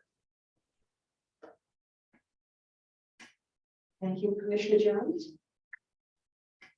Mr. McLaughlin, you mentioned being engaged, so this question is fitting. What is your best method of communicating to your three key employee components? One, your direct reports. Two, the rest of your staff. And thirdly, the commission. So I think, communication is of the utmost. It's unique because everybody wants to communicate in different ways. I believe in an open door policy, and if an employee does, or if I talk to an employee and they make a suggestion or they want to talk, but what I do not do is not account for their leadership, for their department head or supervisor. And if somebody wants to come in and they want to tell me something, and I've had this happen where they say, well, I just want to let you know, but I don't want you to do anything. Then I tell them right where the door is, because if they're going to tell me, then they're telling me for a reason. They have to understand my position. And if you're going to tell me something, I can't not approach the supervisor. I can't tackle the problem and you can't come in and say, well, I don't want you to do anything. I just want to tell you about it. Then I tell them right there's the door. There's no sense in telling me if you don't want me to do anything. Why are you telling me? I can't be that friend that you're looking for. You need to go work with your supervisor, and I am going to talk to your supervisor. But I also listen. I want to make sure that whatever it is, is significant. I'm not just going to turn somebody away because they come in. But I think it's that with the employees, it's because there's so many. But I do encourage it through the department heads to also do the same thing, and directors to be responsible to their employees, identify a succession plan. And I think that creates some opportunity within the ranks, the individuals, even if there's not the ability to provide them with financial incentives, but find a way to find a succession plan so somebody can take off. I can go, I know who I'm going to, who a commissioner can go to. On the reverse side, on the commission, again, it's the method of communication. If I have something going on and some have asked me, hey, just stop by the office. You don't have to call me to come down here. I don't believe in, hey, can you come see me at the office, or, can we, and if it's a complaint, I always like to take commissioner with me. Do you like to go out? Hey, we got this complaint, or you call me and say, hey, such and such resident over on South Elm has a situation. Hey, do you have time to go look at it with me? You know what that does to the community when they see that approach that we look at it and see it through their eyes, not just sitting in an office and try to handle it from the desk. It's that participative government. It's being out there. But also, when it's a mass notification or something, I've always created the one-way texting groups to just say, hey, the situation has evolved. This is what we're happening. If you want additional information, give me a call or contact. And then I always include, whether it be the city clerk or the HR director, identified somebody who's my immediate succession, or the public works director or assistant. I haven't always had an assistant. But it's identifying an individual who can also be that communicator. I don't want to be the know all, be it all. I am, again, it's participative. It takes everybody to make a well-rounded organization. And again, you tell me how you want me to communicate and what's the best way, and I'll make it happen. Thank you.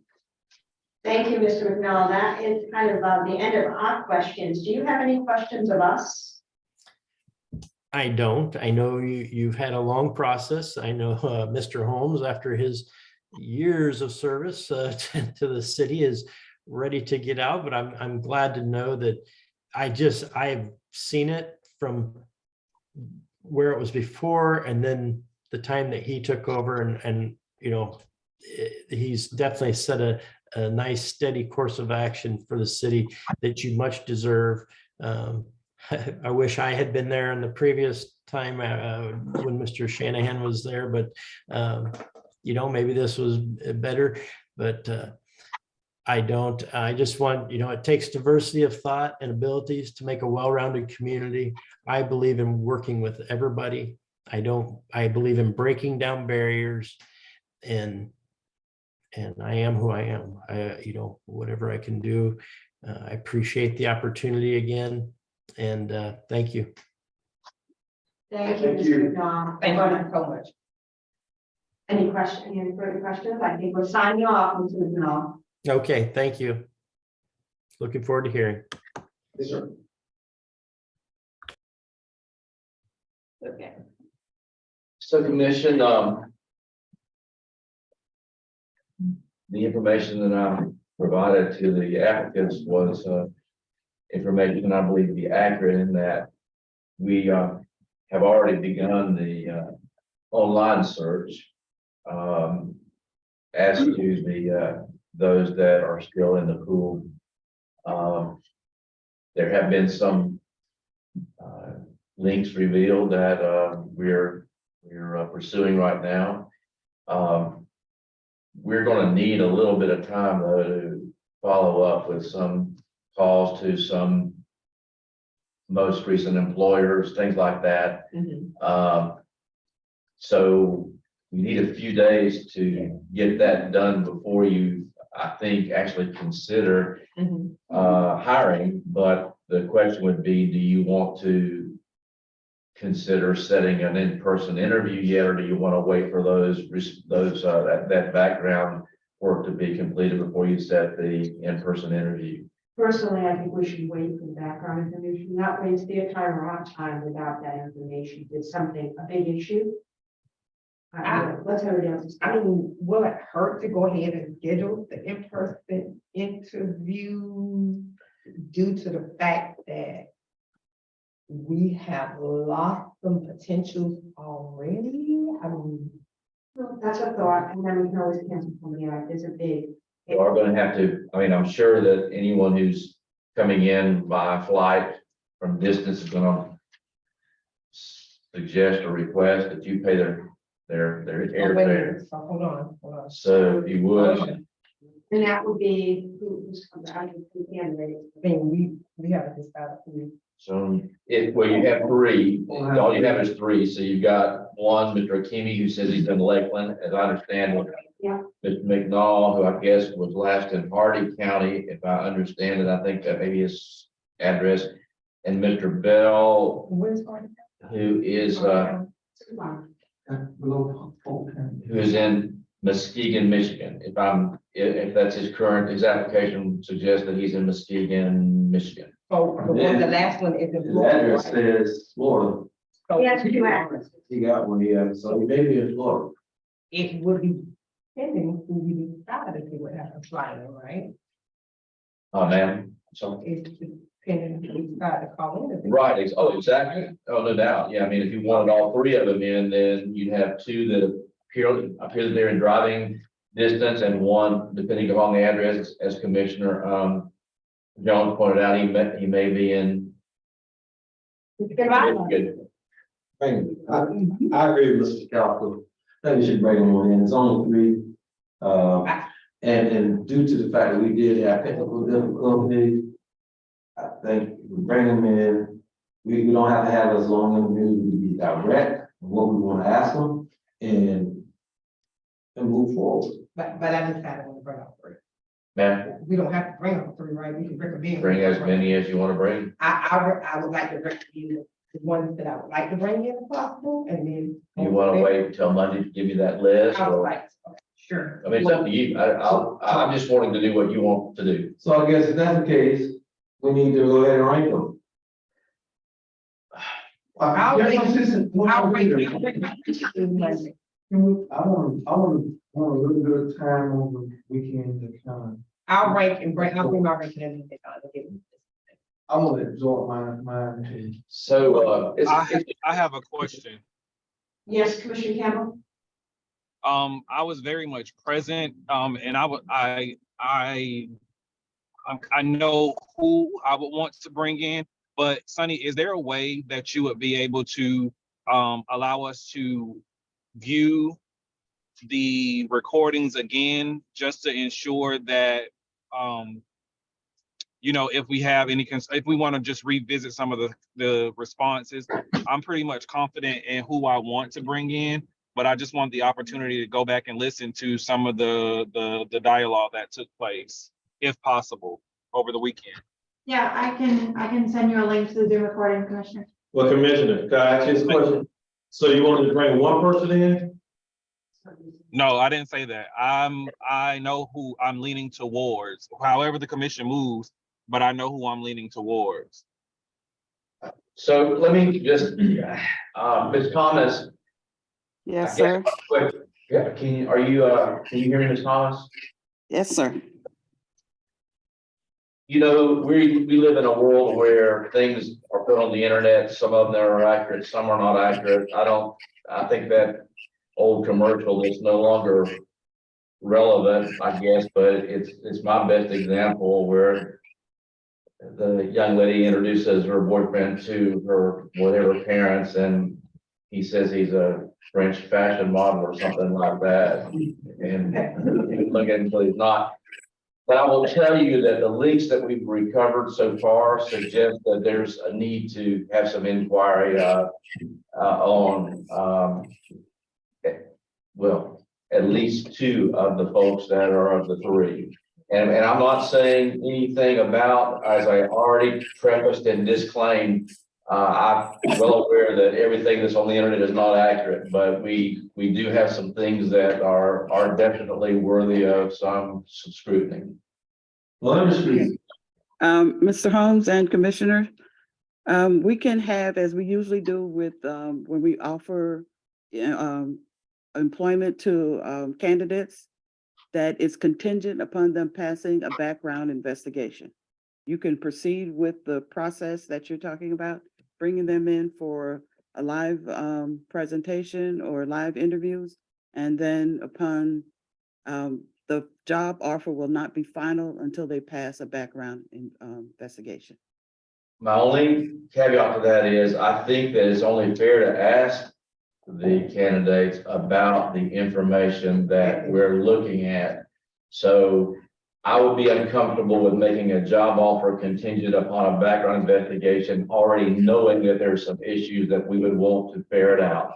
And I'll just leave it at that. You're certainly free to proceed however you'd like. And I agree with And Don. I actually agree with I agree with Attorney Holmes. I mean, Mr. Holmes on this one.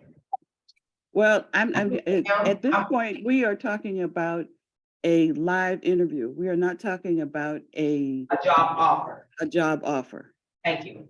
Agreed?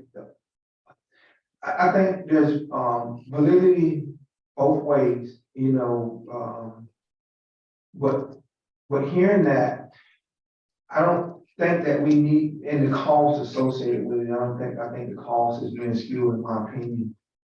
But, perhaps if things are not the way they appear to be, and we move forward, I think it would not impact it. I mean, if we stop, then we impact the process. If we bring them in, and I don't think the cost is going to be detrimental to the city. But in the event that if it's clear that there's really no real issue associated with what was found, maybe, and in that individual or person clears the issue that is maybe that was found, I think we will be in a better place, I think, in my opinion, but that's just. So you want to give us some dates for when you want to have the in-person interview so we can try to start making arrangements? Right. As fast, I mean, we can look at our calendar, but whatever with HR, we can just see when the best time moving forward, because a lot of times when we got things in the pipeline, we want to just go ahead and continue to process them out, that we don't want these people to lose confidence in what we're doing. We don't want to just keep the process delayed further, in my opinion. So We got everybody, we got everything. Okay, I have next week, when we threw out the dates last week for the two potential dates.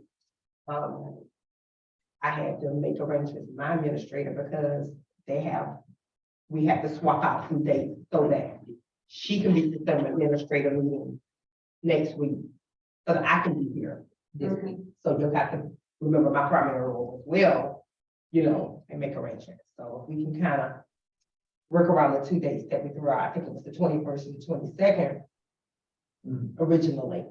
I know those 2 dates won't work out because Why y'all doing that, Madam Mayor, Commission, City Manager, I have a question. We're down to 3 people that was sourced. 2 of them, as you just mentioned, could be issues. How do we get here? How do we get, you don't bring people in that could be a potential person we're gonna mark off. Therefore, we really don't have one candidate, is it? I don't agree with that at all. That's what it sounds like. I don't agree with that at all. Because the truth is, all of us or anybody could go on the information highway and go Now, because right now, what you just indicated, what was indicated and how I heard it, is we have two people possibly that might have something that is a dark cloud over them. So if we're looking for a squeaky clean person, it's one, I don't know who it is, at this point. But why wasn't at least a preliminary background run on the folk as far as you're looking for character or whatever the flaw is right now, that we could have said, well, you know what, this may be an indicator of somebody we don't want in. And these people have been presented to us this week as our top candidates. Okay, I'll respond threefold. First of all, Commissioner, I didn't say that there is a verified defect or flaw in any of the candidates. I was very clear to tell you that I'm not a believer in everything I read on the internet.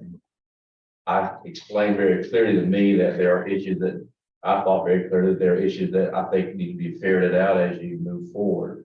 Secondly, I'll defer to Ms. Thomas on this and Ms. Jones, but in the scheme of governmental hiring, it's my understanding at this point that there is a question mark based upon case law and edict about the viability of a government, the screening on the internet applicants before they are interviewed. Ms. Thomas, do you wish to amplify on that? Yes, sir. Thank you. Ms. Jones and I did the research. She brought the case law to me. I read it, evaluated it. You cannot pre-screen people based on what you see on the internet. Stuff that's on the internet is not always true. And also it cannot be removed. So therefore, the city would be in violation to pre-screen these applicants or any candidate. The screening process occurs after they have been interviewed, which is where we are now. And before, if you want to do another more extensive investigation, after an offer of employment has been made to the candidate. So you're saying we'll do a excessive interview after employment, offer employment interview? That's a screening. Ms. Thomas? I don't understand your question, Commissioner Jones. Could you repeat the last part about the screening, when the screening occurs? The screening can occur like we're doing now after the interview. You guys have committed the first step in interviewing. So therefore we have started the screening process. We have also, after we have gotten the permission of the candidates in order to do so. You know that there was not, and there's question about the efficacy of asking for social security numbers, dates of birth on governmental applications. We had none of those. You saw, I made a deliberate attempt to verify and obtain permission from each applicant for them to provide us personal information, social security number, date of birth, full name, and other names by which they may have been known. Based upon conversations with Ms. Thomas and Ms. Jones, it was deemed that it would be inappropriate to try to jump to that stage of inquiry before we had gone through the stage that we had done. And as far as us presenting to you those that we thought best, quite frankly, I think that we presented to you all 7 that came in that appeared to have the technical qualifications as of the time the deadline closed. Problem was, of course, that by the time we got them to you, we had 4 pull out. So it wasn't that we narrowed the pool down to 3, pool got narrowed down, partly because if you look at some of these applications, they date back to December 22nd. So time has not been your friend, as I think I have explained at more than one commission meeting. So that's, you know, if the implication is that we narrowed it down to this and then provided applicants to you that weren't of quality, I reject that. No, it's not a point of pain of course, again, the question is how do we get here?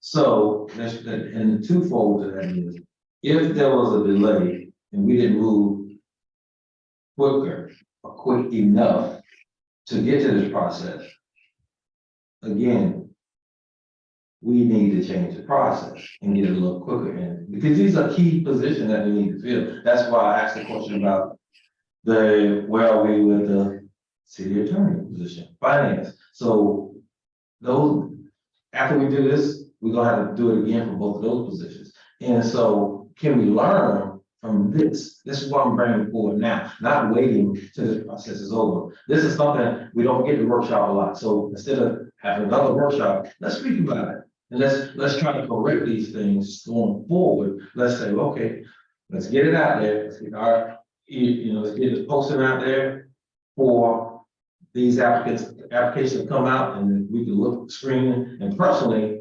I would like to look at them all that come out or come in. I would like to look at it. Other people may not have time to look at it, but I would. Because there may be sometimes just another set of eyes on an applicant will work. Secondly, again, I don't think it would be a disservice to bring we got 3 left. Some people, I'm telling you that I don't feel that did a good service for the people that interviewed. I agree. It went out, they said they couldn't hear. That's not fair. I agree. We need to see those folks and give them a fair shake. That's just how I feel. I think that's the consensus, Commissioner Jones. I think that is our consensus, that we want to bring all 3 back. While that project's being done, but we'll bring all 3 back for a second interview. We at least should schedule that. Yeah, so all we need Because to the do. time is of the essence, as we So that's said good. multiple times. And we hope that we don't get to the point where we have to start from square one again, i.e. Advertising for other applicants. So, I think we just have to move this process forward and move it forward quickly. Well, you have 3, so you can do them all in one day now. You theoretically could do them all in an afternoon. I mean, if you don't mind going a little bit late. Again, I did not agree that I was gonna ask for all 3 of them to come in. Do you want a fair process or you just want a process? I want the process that I, 1 minute, let the commissioner. something that to you may not be what's fair to me. Well, let's vote like we supposed to. If that's Okay, what we need the to Madam consider. Mayor agreed to.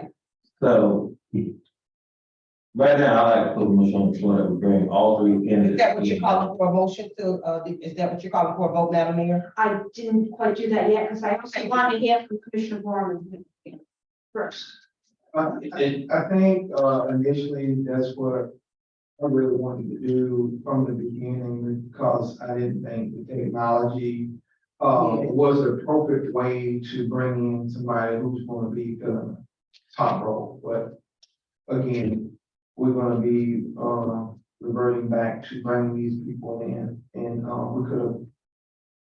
This is a time wasted in my opinion, and we could have been expedited. We would have had the people here, we wouldn't have had these issues with the number of people that we have. Long story short, we're here now. I agree with bringing them in. The other key point is, I think, when we need to have a certain number of people in our pool. And if we have people who have submitted applications that may have not made the initial 7, then I know there's other people who are probably in the pool that didn't make the 7, maybe top 10, top 15, where you can pull from some of those applications if we have that many. So how many applications did we have? Total. 7. Is that something you want to delve into now? Let's just finish this point of conversation. So you're suggesting, Commissioner Gorman, bringing all 3 back for an in-person interview, or what are you suggesting? Yeah, Or just selective? I'm in agreement with bringing the 3 in, because I don't think that the technology did any justice for the candidates and what we were experiencing technical difficulties. I don't know on which end, some they're in, I don't know if it's on our end or not, but I don't think it did a disservice to the process. Okay, Commissioner Campbell, what are your thoughts? I don't know, maybe I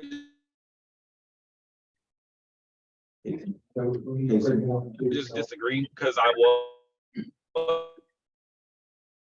We can't. was virtual. I don't think it are going to change. I'm in agreement.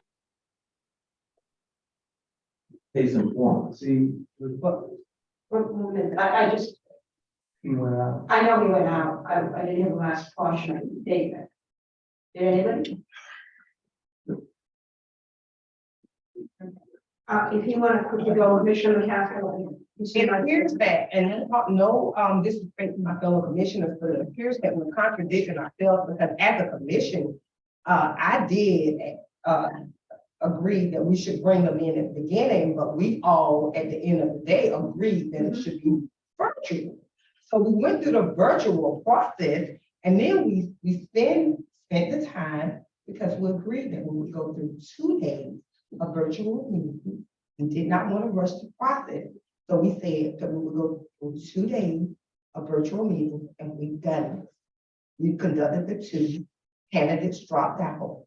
We've done the interview process and now we're thankful that we're gonna bring these candidates in for a face-to-face, go through the process again and possibly go through a process in which we're gonna identify those that we wanna bring in person. Are we contradicting ourselves? Because we agreed that we would go through this process and it did not work out, which I felt that this was gonna happen from the beginning because we know technology. We know what happens. It was not a fair candidate that it was virtual because we know how technology is. So we'll go through this, and it's just my comment, my opinion. I feel that we should, my recommendation, and it's not may not what we agree to at the end, because the Madam Mayor calls for a vote on it. My opinion is we should go and go through the process of tallying up, and we will decide whether or not we're gonna bring 1, 2, or all 3 in and do personal votes or whatever. I mean, I'm not in agreement with that because we go through the process that we voted on. If we decide that we're just gonna bring all 3 of them in because technology didn't work, it appears that we're contradicting ourselves. And that's just my comment and my opinion. I will, maybe to help kind of chart down the middle here, I will mention that, and Commissioner, I totally agree with what you said. I understand what you said. At that time, though, we did have 7. We had 7 people at, in the mix, and through dropouts, we're down to 3. So from that perspective, there might be a little bit of a difference in circumstances, and I'm not trying to take anybody's position. I'm just saying that is a factor, that we had 7 and now we have 3. It seemed like the right decision at the time with those 7, because several were from out of state, to have them travel, and we know what that's like these days. But anyway, it seemed, I think at that point, this was what to do. Here we are now. Commissioner Campbell, you got cut off, so finish yours before I say anything. I had my, Well, I had this, I had it up before it's done. okay, well, Commissioner Campbell didn't finish. What do you? Go ahead. This, we need to have some form of way whenever anybody wants to speak. We need to have some protocol to, so that we can process this stuff out. And that's just, I don't have. Again, for the record, and that's what I've stated from the very beginning, that we needed to bring these candidates. I'm not saying that this was a bad idea or anything, but I think we deal with high level positions, administrative positions, and I think it's more rich, enriching to bring these people in as opposed to doing it from a technology standpoint. I can see bringing other people in at lower level, but here we want the people in front of us, talking to see why don't we see the people in person, and you get different responses sometimes when you're on a virtual technology. So again, for the record, I never was a fan of bringing these high level positions in via Zoom. I did agree after it failed to bring the people in person. So I agreed with the commission after that point. Yes. So that's just one for the Thank you, Commissioner Campbell. I'll just say, I think we said a whole lot to say the same thing, that we want them to come in. Okay, with that said, does anybody want to make a motion? Should we bring I'll on? make a motion that we bring the 3 candidates in for in-person interview. I second. All in favor? Aye. Okay, one opposition, Ms. Griffin. Okay, do we want to throw out a date, and to schedule these? Because again, time is of the essence. We had tentatively had the second round of dates potentially scheduled, as Commissioner McCaskill mentioned. Do we want to do the 21st, either of those days?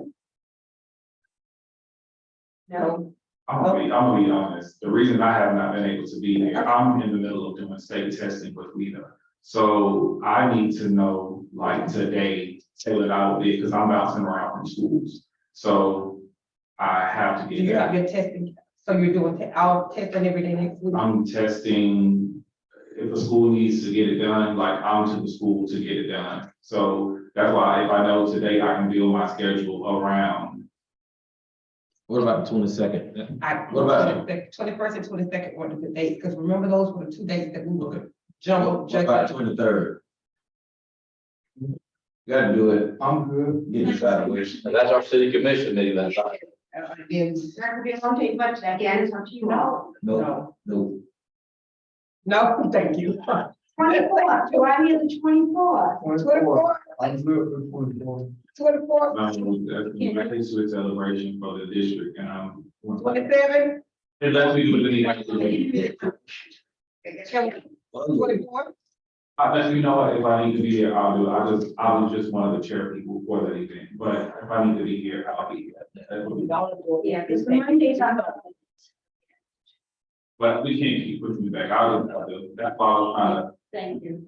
Thank you. So we're shooting for the 24th. Morning or afternoon, or all day, I prefer the morning, but I don't know about everybody I else. couldn't want to get out of the way, that's a problem. 9 o'clock. That's. Sounds good.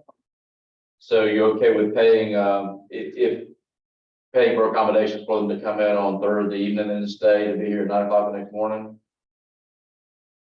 Obviously, we need to go with the afternoon then. The Man, like, ones that are locally, right, so I would say the 24th that afternoon. Yeah, we don't have to pay. If we don't have to pay. That's fine. We need to find out whether the one person was in state or not. 1 p.m., 24th, That's fine. 24th at 1 p.m. then? Yes. Well, whether he's out of state or not, if we're gonna bring all three in, we need to bring all three in, and shoot, and that's the drive from Michigan, so. So, 24th, 1 o'clock. Yeah, pushing it out and give them a better rate on the flight too. You know, can't say be here Monday, they just gonna, All right, I agree. gonna shoot up. Okay, Sunday, 24th at 1 p.m. then, okay? So you can push that out if you would, and, it'll be a public meeting. And, just like this one was basically, and we'll, make arrangements. I mean, Ma'am? Well, so, I assume that at that meeting, at that gathering that we have, you might, if you decided on that date and you voted, you might be interested in making a decision. So probably I'm sorry, I'm listening. I just wonder if you'd want to schedule it as a meeting as compared to a workshop. Schedule it as a meeting on that date so that you can take action should you choose. Decision about what position one of these candidates or just to move on. I'm gonna have to make it.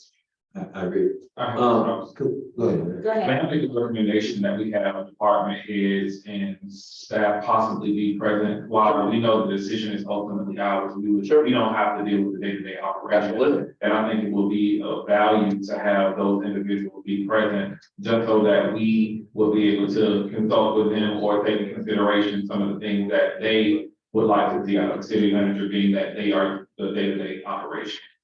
So two things I'll mention. One, having them here and exposed to the candidate doesn't do a whole lot of good if they don't have an opportunity to provide feedback. That's what I want the feedback. So once we conclude the thing, give a debrief or give us the opportunity to speak with them to get their opinion. So, and then the second thing I'll mention is previously y'all had a social where you could talk one-on-one with the folks. That was, I don't remember whether that was 1, 2, or 3 circles back. We had it over there. It was two. There. Yes. Yeah. So I don't know whether you would want to try to schedule that for the morning if they can make it, or what. I'm just trying to ask your options and your thoughts as to what you'd like to do. When you all reach out to them, is that something that you can offer if that's up to them, but it won't be at our expense? I mean, if we could be available, not that morning, because that's why we scheduled that afternoon. And I will. Come on, Mr. Linda. Go ahead. Yeah, and I just mentioned it because it was a real good opportunity for department heads to talk informally with the candidates. We had all the candidates in the same room, and all the department heads could just pop in and have a conversation. It didn't last more than 45 minutes to an hour, so I would suggest maybe try 11 o'clock. They have the option to be there if they can. I think. it's a good And idea. then, yeah, then your point, they'll be able to actually hands on. Commissioner, again, with the department heads, then be able to talk to you. I'm just saying, I don't have to, if you do it at 11 o'clock, I don't have to be here. No, Yeah, I mean, That's if fine. you don't. I just want the opportunity for those that will be working with the city manager more closely. We all will be working with him, but the day-to-day, why not value the people who are going to have to sit around the table and move the city forward? Aside from that. I sound good. I think social's a good idea if they are available. Okay. Good to your thinking, thanks. Thank you. Okay. Anything else? Yes. Could we have some situational interview questions developed? And we don't actually all have to, I don't have to ask another question. I can just listen and partake that way and take notes in the face-to-face interviews. But it should be some more situational interview questions.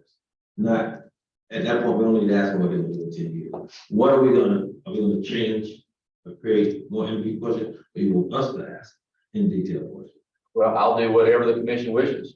So what the commission would. I have a question. Is there a way that we would be able to give them a situation that we're currently facing? And have them provide us a solution to what, or how they would address the situation, I know that's what we do when we're interviewing in education, we give them something and they have to work themselves through it. Like, do we have something, a project or some kind of decision that we as a city are facing that we could provide to them and they offer us a Case solution? scenario. Case scenario. I got an idea. How about? Are you each- talking about something Something is written? gonna be, the only reason I look was because, it's gonna be interesting to build it enough facts so that you can have a fair assessment by them. When you talk about situations we're facing, whether it be infrastructure wise or whatever, you're gonna have to build in enough facts concerning. But we can do it. We can look at it, talk about the financial restraints and so forth and so on, and You were hitting that thing. I think we should do something like this, employee relation portion, Mhm. finance, something to see where their expertise will take them, or do they really have the experience that we're looking for in those areas? So you were hitting on it when you said finance, employee relation, Jonathan, maybe we want to ask them something about, project management. Those are the things that they must have those skills and must be able to we've got articulate. time to do that. We've got time to put something together. Yeah, so we don't have to ask, because these other questions are just typical questions. that we ask. We don't want to ask them again, it's the same three folks. That- I think also this will give you the opportunity to ask a very good question, and that is, tell us something about yourself that's not revealed by your application or what we've already talked about. The one gentleman tried to talk to you a little bit about some of his prior, I'll be honest with you, I couldn't understand everything he was saying, because of the. Mr. Akimi, I did. Akimi, You did? I heard everything. He said y'all connection was that was good. Mr. McDonald, Mr. And that's- Akimi. I actually looked him up when he said some of his stuff.